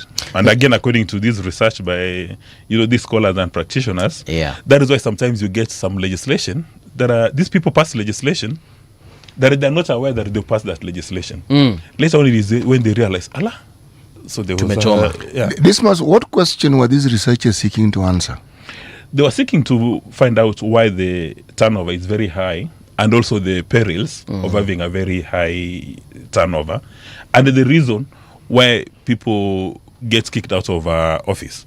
Because they found out that majority of voters, while they appreciate the role of a legislator is making law, representation, oversight, but those three may not necessarily secure you a return.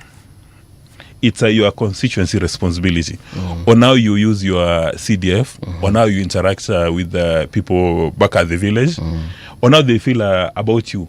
And a good example comes to mind. There's a female MP called Irene Njoking. Okay. She's from Bahati. She kicked out a powerful politician from office, having realized what the voters want. So she's adopted something, one who may even say issue or retail-based politics. That you're actually creating a relationship with a voter. So she'll go to a particular homestead and sit down with people, the voters, and have a conversation, understand their issues.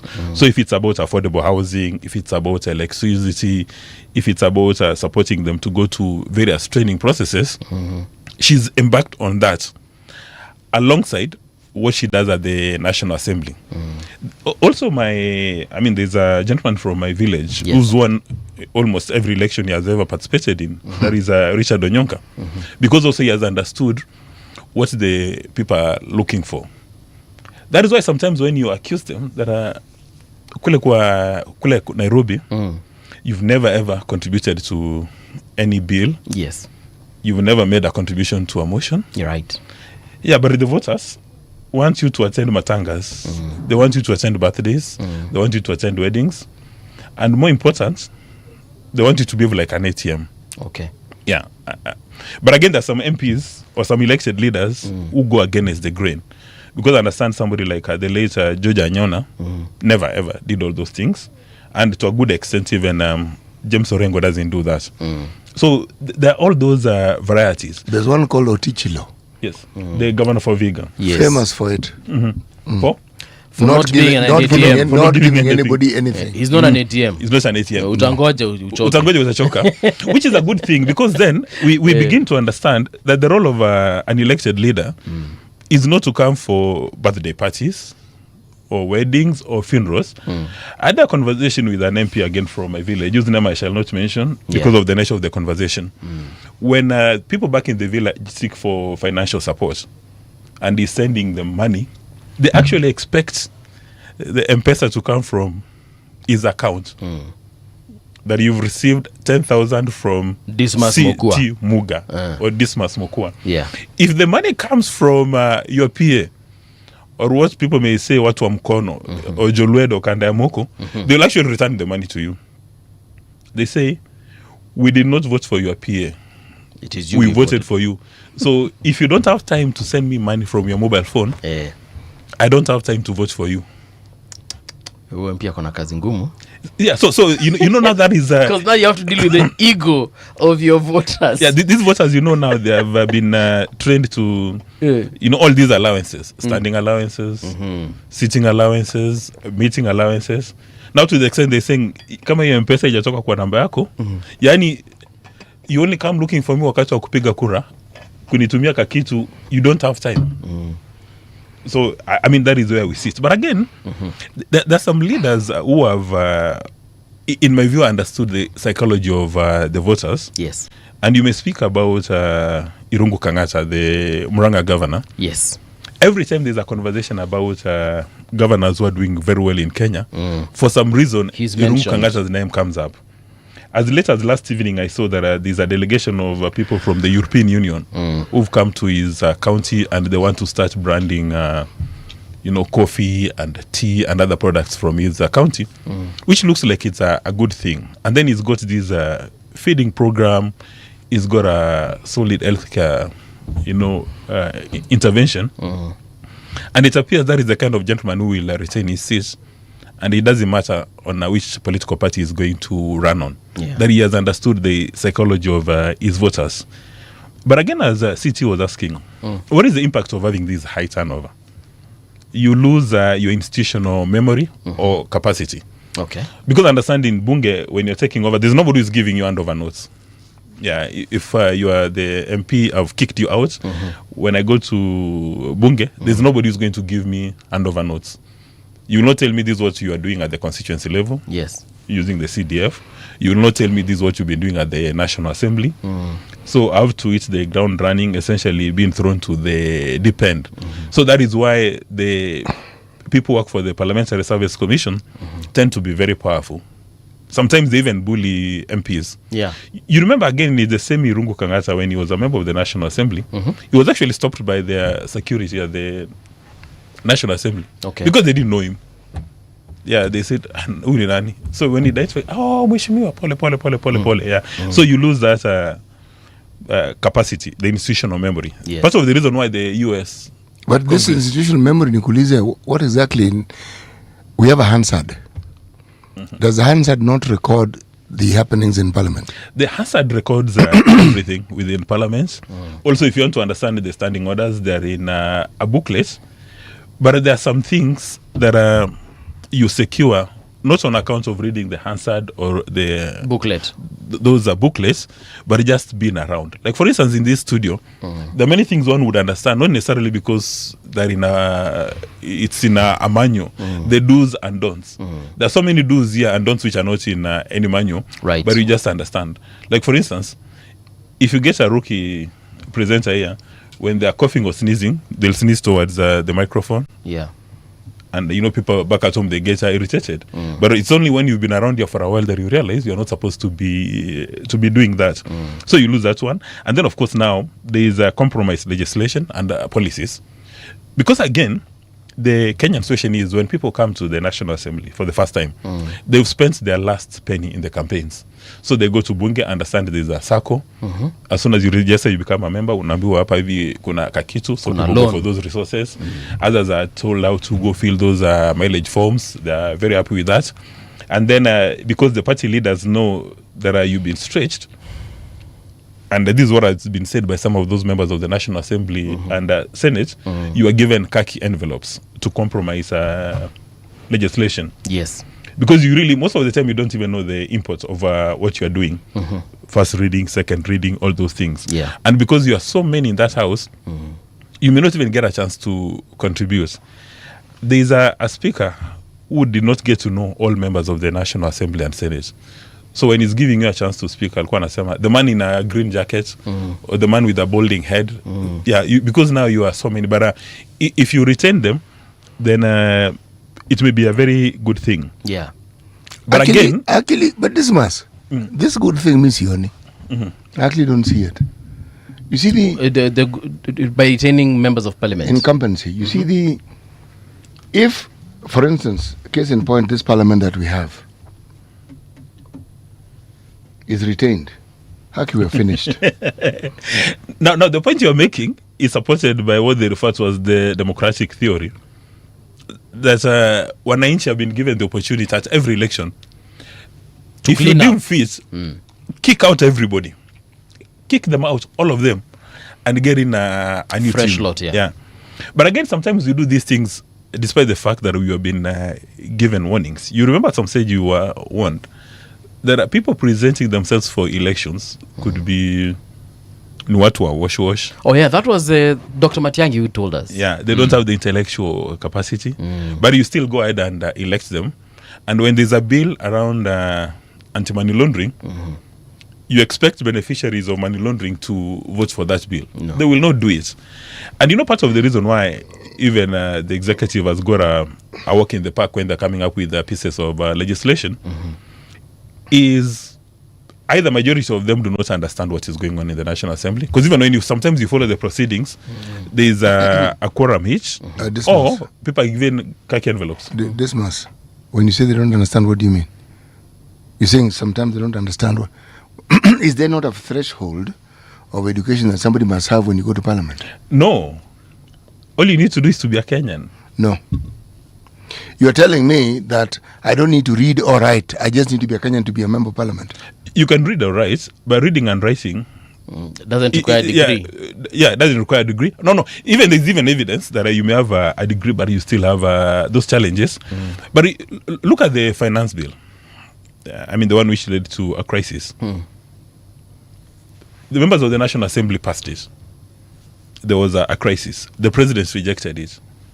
And then the same members of the National Assembly who passed this applauded the president. They said the president, this is wisdom, right there. Because majority of them did not even get to interact with the content of that bill. So they are not interested in interacting with it. It's not that they're not able to interact with it. And a number of them may not be able to interact with it because especially... Meaning what? They are academically handicapped? They have a low threshold of understanding or a low level of literacy? What is it? Mokua has been very polite about it, but yes, I believe that is what... there are people in this country who are elected to Parliament and the literacy level is a bit suspect. Actually, yes. Yes. Or it's absent. We will not point out, for example. No, I don't want. No, I do not want an example to be given. No, because that would be embarrassing to somebody and it's unnecessary. Yeah, and then they'll sue us anyway. You remember when they're being sworn in? That is where I wanted to go. When they're raising the Quran or the Bible, that's one which confuses them. Okay, let's say that's a tongue twister. Yeah. But sometimes when they're making contributions... Are you saying constitution? No, not constitution. There's another one. There's another one. City knows it. Okay. They normally face a certain challenge. Even when, like the finance bill, climate change, these things require a bit of reading. That is, for instance, the reason when J.B. Muturi was the speaker. Yeah. There are a number of people he would give time. Like, for instance, right now, when there is anything around healthcare at the National Assembly, yes, the conversation will not be complete without, say, Dr. Nyikal presenting a position. Because everybody understands who Nyikal is. If it's maybe an issue of law, it will not be complete without people like maybe Twende Molo or Kaluma making their presentation. In the other time, if you're discussing something around finance, it's not complete without Mbadi. Because even the speaker knows this is an animal farm. Okay, everybody is an elected member of the National Assembly, Senate, or nominated. But and they're all equal. Yeah, lakini kuna wengine who've got different capacities. Who are more equal than others. Yeah, because, like for instance, if you're going to be discussing any issue of law in Kenya, it would be useful to make sure that the lawyers within the house speak. But even within the lawyers, the others who are more equal than others who are given the opportunity. It's for that reason that for you to be, if you don't want to be in that matrix of the 56%, then you may be required to do two things. Number one, make sure that your voters are very happy with you at the constituency level. Because there are some people, again, who've said openly, you guys can go speak all the English you want at the National Assembly and Senate. Yeah. Provided my voters are happy with me. To go to South. Yeah. They go to the National Assembly just to make a technical appearance. I have a question. and I'll pick out certain individuals. Someone like Dr. Halwale. Why would you say that he's been very successful in terms of, from being member of parliament to even being in the Senate? What is unique about him and his voters? Halwale, in my view, mixes the two. He makes very solid contributions at the Senate, but more important, he knows that his voters love bullfighting. Yeah. Sometimes he does things that when you sit back unajiuliza, is there a medical doctor doing those things in the village? Something like bullfighting will make you a very popular man, like for Halwale. Yeah. That is what people... He's a vet, though. No, he's a medical doctor. Ni daktari wa... Yes, ya kudunga watu shindano. Watu kama mimi sasa. Yes. No, but I think he's a gynecologist, so you may not... Yes, he is. He may not dunga you shindano because... But he can because you're male. But he can treat me. But yes, continue. Yeah, but you seem to doubt this fact. Why? Which fact? That he's a medical doctor. No. It's just that I've been under the impression that he was a vet, but clearly I've been wrong. Because of bullfighting? Not necessarily. Not necessarily. Maybe I read wrong somewhere. Yeah. But he is a medical doctor. Okay. Yes. Yeah, that's why I asked. But he's a vet, eh? But you've medical doctor, yeah. Okay. So let's take the example of Irene Njoki from Bati. She managed to kick out a very powerful politician. But having known what the voters want, she's engaging in retail politics. So she doesn't even do political rallies. She goes home, anaingia kwa boma ya mtu, mnakaa naye chini, you discuss your issue, and then sorts those issues. And there's a very high probability that she's going to be reelected on account of the relationship that she's created with the voters. And you may say the same of somebody like Irungu Kangata. Yeah. I think from all the elected leaders from the Murima, he's probably the only one who will get his position back, irrespective of the political party, irrespective of the waves. However, again, this research CT says part of the reason why the Kenyan voter decides to penalize voters is a flaunting of assets. Yeah, this is a conspicuous display of assets. Vulgar display. Yes. Some people register very, very, very, very serious offense.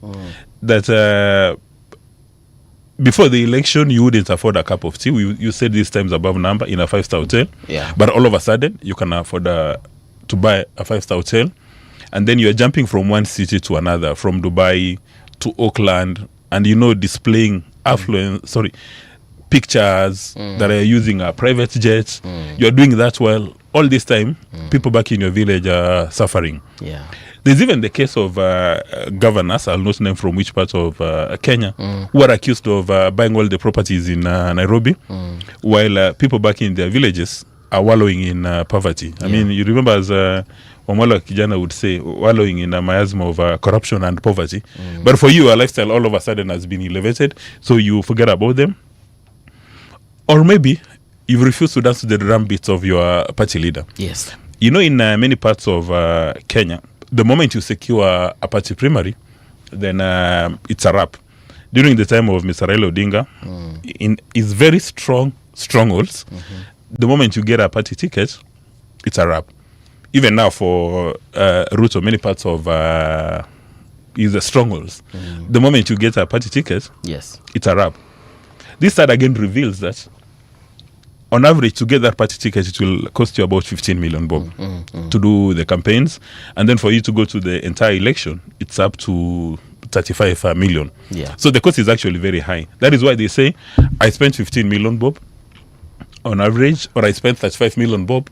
So Nikenda uko Nairobi, I've never understood, what are these millions spent on? You talk about a member of parliament. Yes. Okay, let's take an example. What is roughly the population of a constituency? Well, maybe 20-30K. Yes.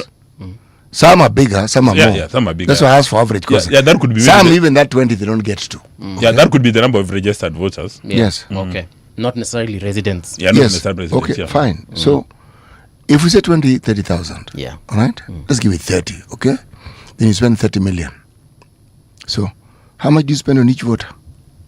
About 1,000. Well, there's actually a fellow who did this research called Tom Boyer, and he found out that running for political office in Kenya is very expensive. Yes. So the first thing is, especially if you come from the western part of the world, even before people begin to know who you are, you must have a budget for matangas, and then you must go to the countryside every weekend. You must attend church, and squeeze wanasema Rambe, squeeze wanaitwa chairman, kiongozi ama wakudumu. So you're required to meet all those bills. Chief guest. Yeah, and then you have to, for your political party, you have to mobilize. Yeah. So you have to have a campaign team that you pay for almost on a full-time basis. And then now the typical Kenyan voter demands allowances for everything. Even for them to appear on the material day to come and vote for you, they require to be given that allowance. Yeah. Then of course there's the cost of branding, the cost of logistics, the cost of moving around, which becomes very high. That is why majority of them wakifika Nairobi nasema kwanza wacha nirudishe ile yenye nimetumia kwa campaign. So maybe I used 35. Then I need to get another 35 for the next campaign. Yes. Then after that, I can start working for you. People. Yeah, that is why always is a stampede for CDF. In fact, if you remove CDF, yes, majority of these guys will lose their competitive or comparative advantage. Actually, as to why they win. That was part of the questioning that I had for you today. If we were to remove that 30, if we were to remove the CDF, and then we just let these guys do the whole representation, legislation, and oversight. Yeah. Would this 56% change that Dr. Wetangula spoke about? There's a very high chance that people may not find this thing going to the National Assembly to be very exciting. We may go back to where we used to be at the beginning of Kenya when we attained independence, that you'll only go there not based on your monetary capacity, but based on your IQ. So it's going to be a merit system. And again, I come from a constituency where we've had some of the sharpest tools in the shade representing the constituency. Like, for instance, the first MP was a gentleman called Dr. Lawrence George Sagini, a very sharp gentleman. Even Dr. Anyona never won on account of his bank balance because he never ever spent a coin. Someone like James Orengo never won on account of his bank balance because people wanted to see representation. They wanted to see him at the National Assembly. In my view, I don't know what it's going to take for us to make sure that members of the National Assembly don't have a CDF. Because now the typical Kenyan voter is likely to vote based on how you utilize CDF. Yeah. So if we were to minus CDF, I don't see us minusing it, but let's assume we have minused it. So now Mokua is going to Parliament to do the three things that we say that he's supposed to do.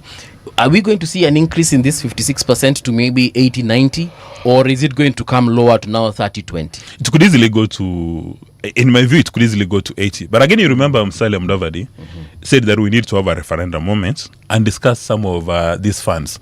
Because these funds were there supposed to be domiciled. In my view, it should be with the national government and the county governments. Let this guy go and do those three roles. Maybe that is why the retention rate, although I understand there is some sort of CDF in the US, but that is why the retention rate is very high in that part. Because, you see, part of the reason why the US has very many CDFs. The Minnesota story arises as a result of the government ensuring that certain services are subsidized or are supported. Okay? CDF was supposed to do certain things regarding development. Okay? It's how we structured ours. I personally do not think that under the dispensation we have now politically, that the CDF should be given either to the county government or national government. National government has bursaries. What the hell do they do with their bursary? County governments have bursary. What do they do with theirs? I have seen what CDF did long before the county governments came into being. The MPs were using it as pocket money as well. But there were MPs who were actually doing what they're supposed to do with the money. One, making sure that the councillors in the various wards were told in advance how much money they are getting. They knew. These councillors were encouraged to open accounts, but they had to have a development plan for each of their wards. So the monies would go there. What am I saying? I saw things that the CDF did that ordinarily I would never have seen being done. So If you ask me, the illegality that I'm told it carries with it, remove the illegality, let the MPs have that money. You know why? Even if everything that is being said, it is true that they use it as pocket money, they don't use the entire amount as pocket money. We collect revenue every year. We borrow money every year. This government inherited an 8.7 trillion shillings debt. That government didn't have the burden of paying for it. This government has the burden of paying for it. Arguably, they are borrowing so that they can actually survive. Because if we take what we are paying to represent something like 70% of what we collect, there isn't much left to actually do anything in the country. So what am I saying? I am saying that the honest conversation about how we utilize money cannot be just about CDF.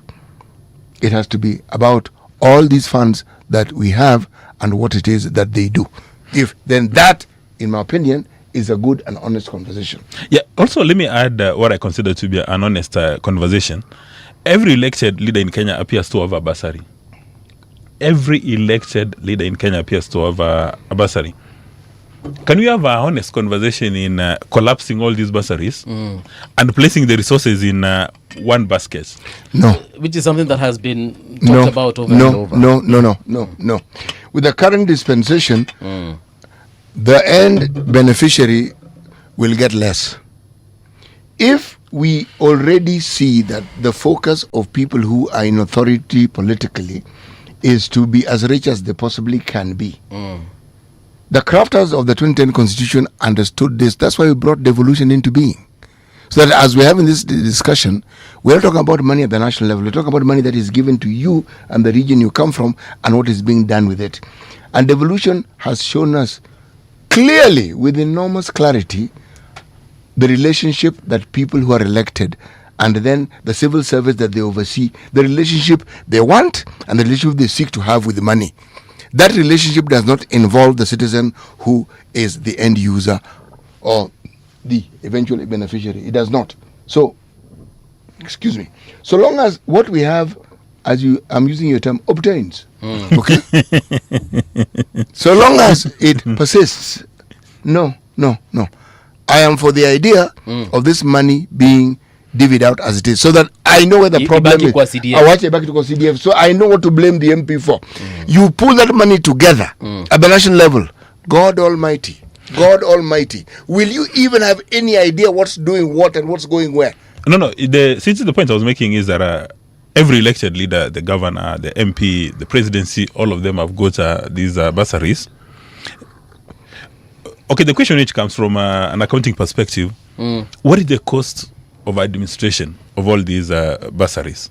We have bursary committees, CDF committees. Can I throw in a question? Yeah, that is the first one. What is the opportunity cost? I'll come to the opportunity cost. Then number two, why can't we be bold enough and take a decision and say that taxpayers are going to pay for secondary school for all these things so that there's no need for a bursary?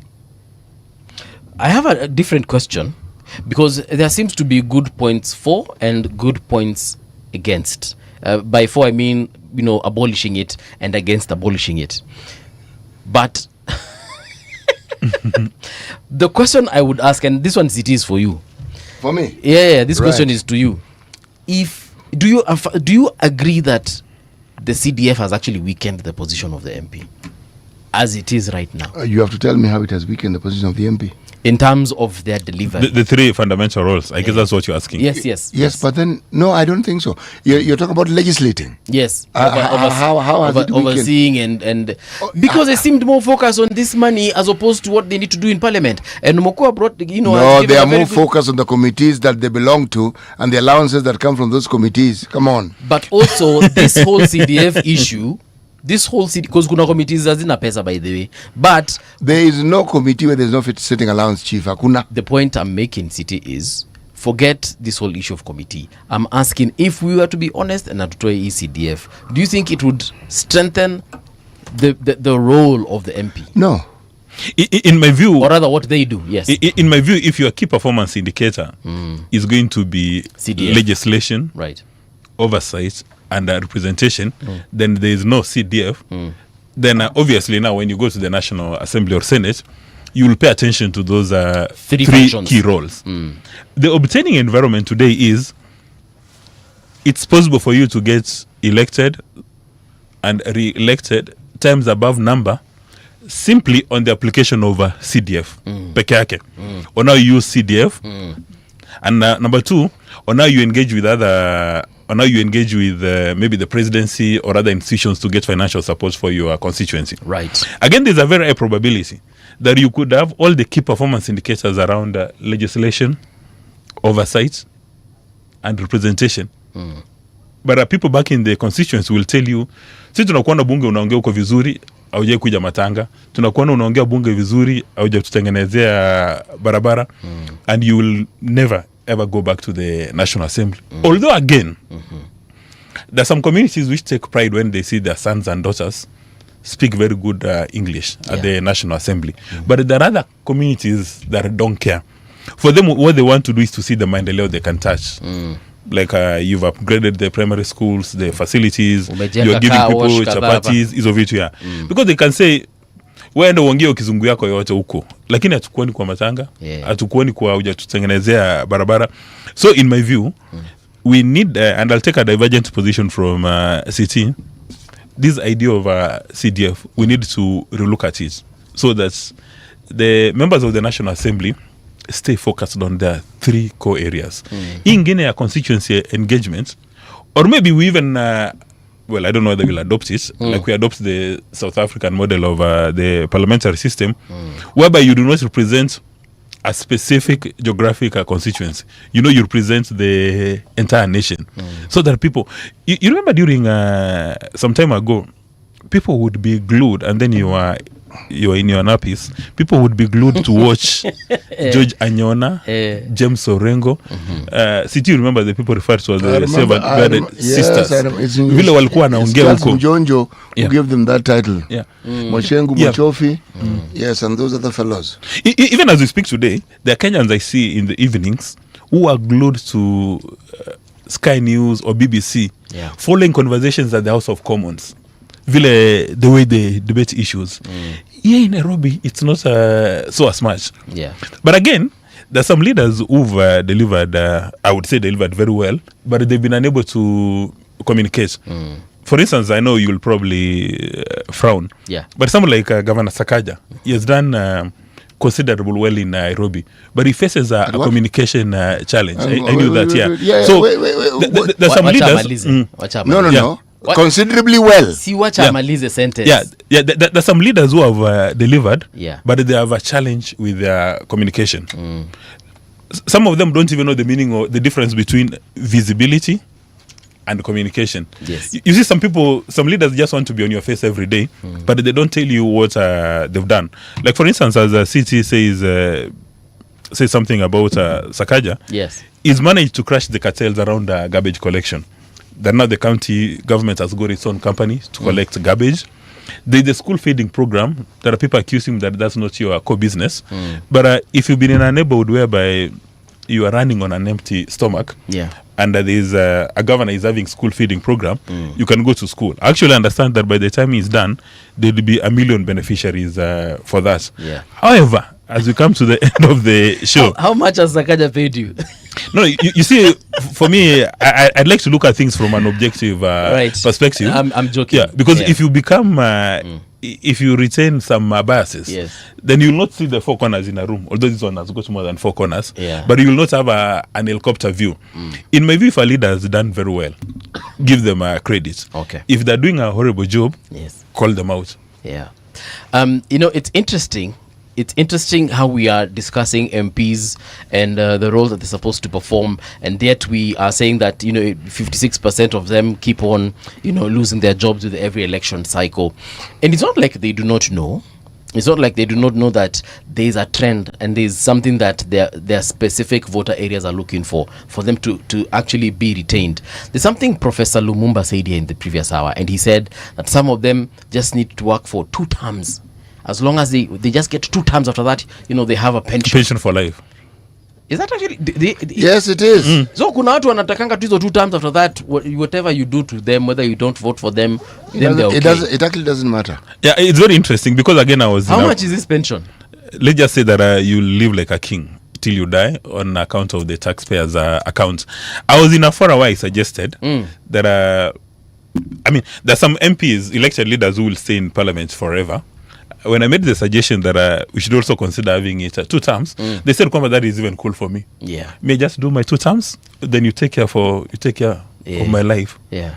You see, even the resources we give, like the Chief Justice, understand the Chief Justice gets 80% of the pay of the current Chief Justice, and then top of the range vehicles. No, this is not a retired one. Yeah, retired one. Yeah. Okay. Top of the range vehicles and security for life. Yeah, and you every 4 years you get the new models, and so a retired Chief Justice like Maraga would live like a king for the rest of his life. The same obtains for the speakers for the 2 houses. Yeah, and I don't know why we make it very, very, very comfortable, and they're treated with kid gloves in terms of their pension. But again, we have the answer. They're the ones who make the law. Yes. Yeah. So they ensure that everything about them is well taken care of. Yeah. Nairobi is a very tricky county to run.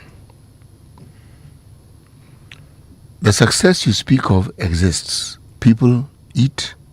Garbage, that garbage off Gitanga Road going into Kawangware, has that thing been sorted out?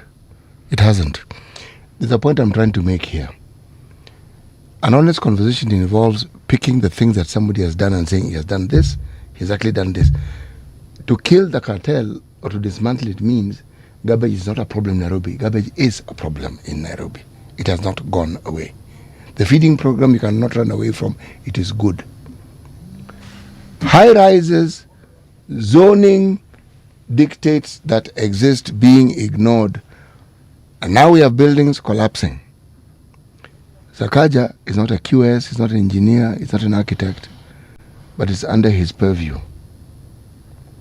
Nairobi is a mammoth entity.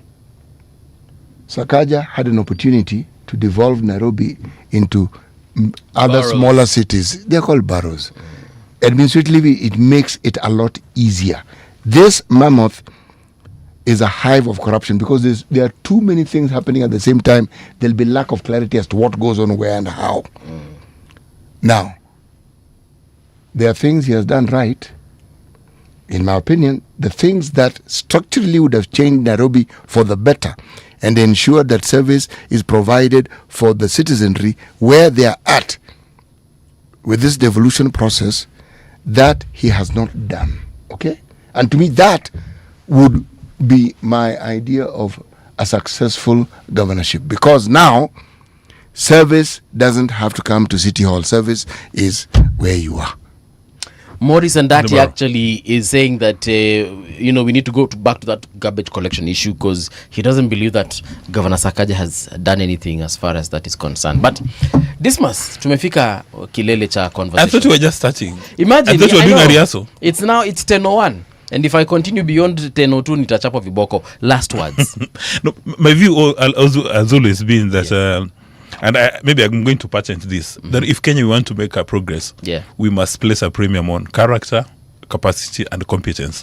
Because everything we're discussing here is anchored on those 3 things: character, capacity, and competence. If we reward impunity, mediocrity, and corruption, we'll be talking about these issues till the cows come home. Yeah, and then this other idea of voting for leaders simply because they come from your clan or they come from your village, it's not going to assist us in any way. All right. Kuna mtu anauliza ulienda high school gani, because you mentioned it at the beginning of the show. Which school is this that you went to? The prestigious St. Mary's School, Yala. Hey. You said it here before. Right. St. Mary's School, Yala. Waruku went to that same school.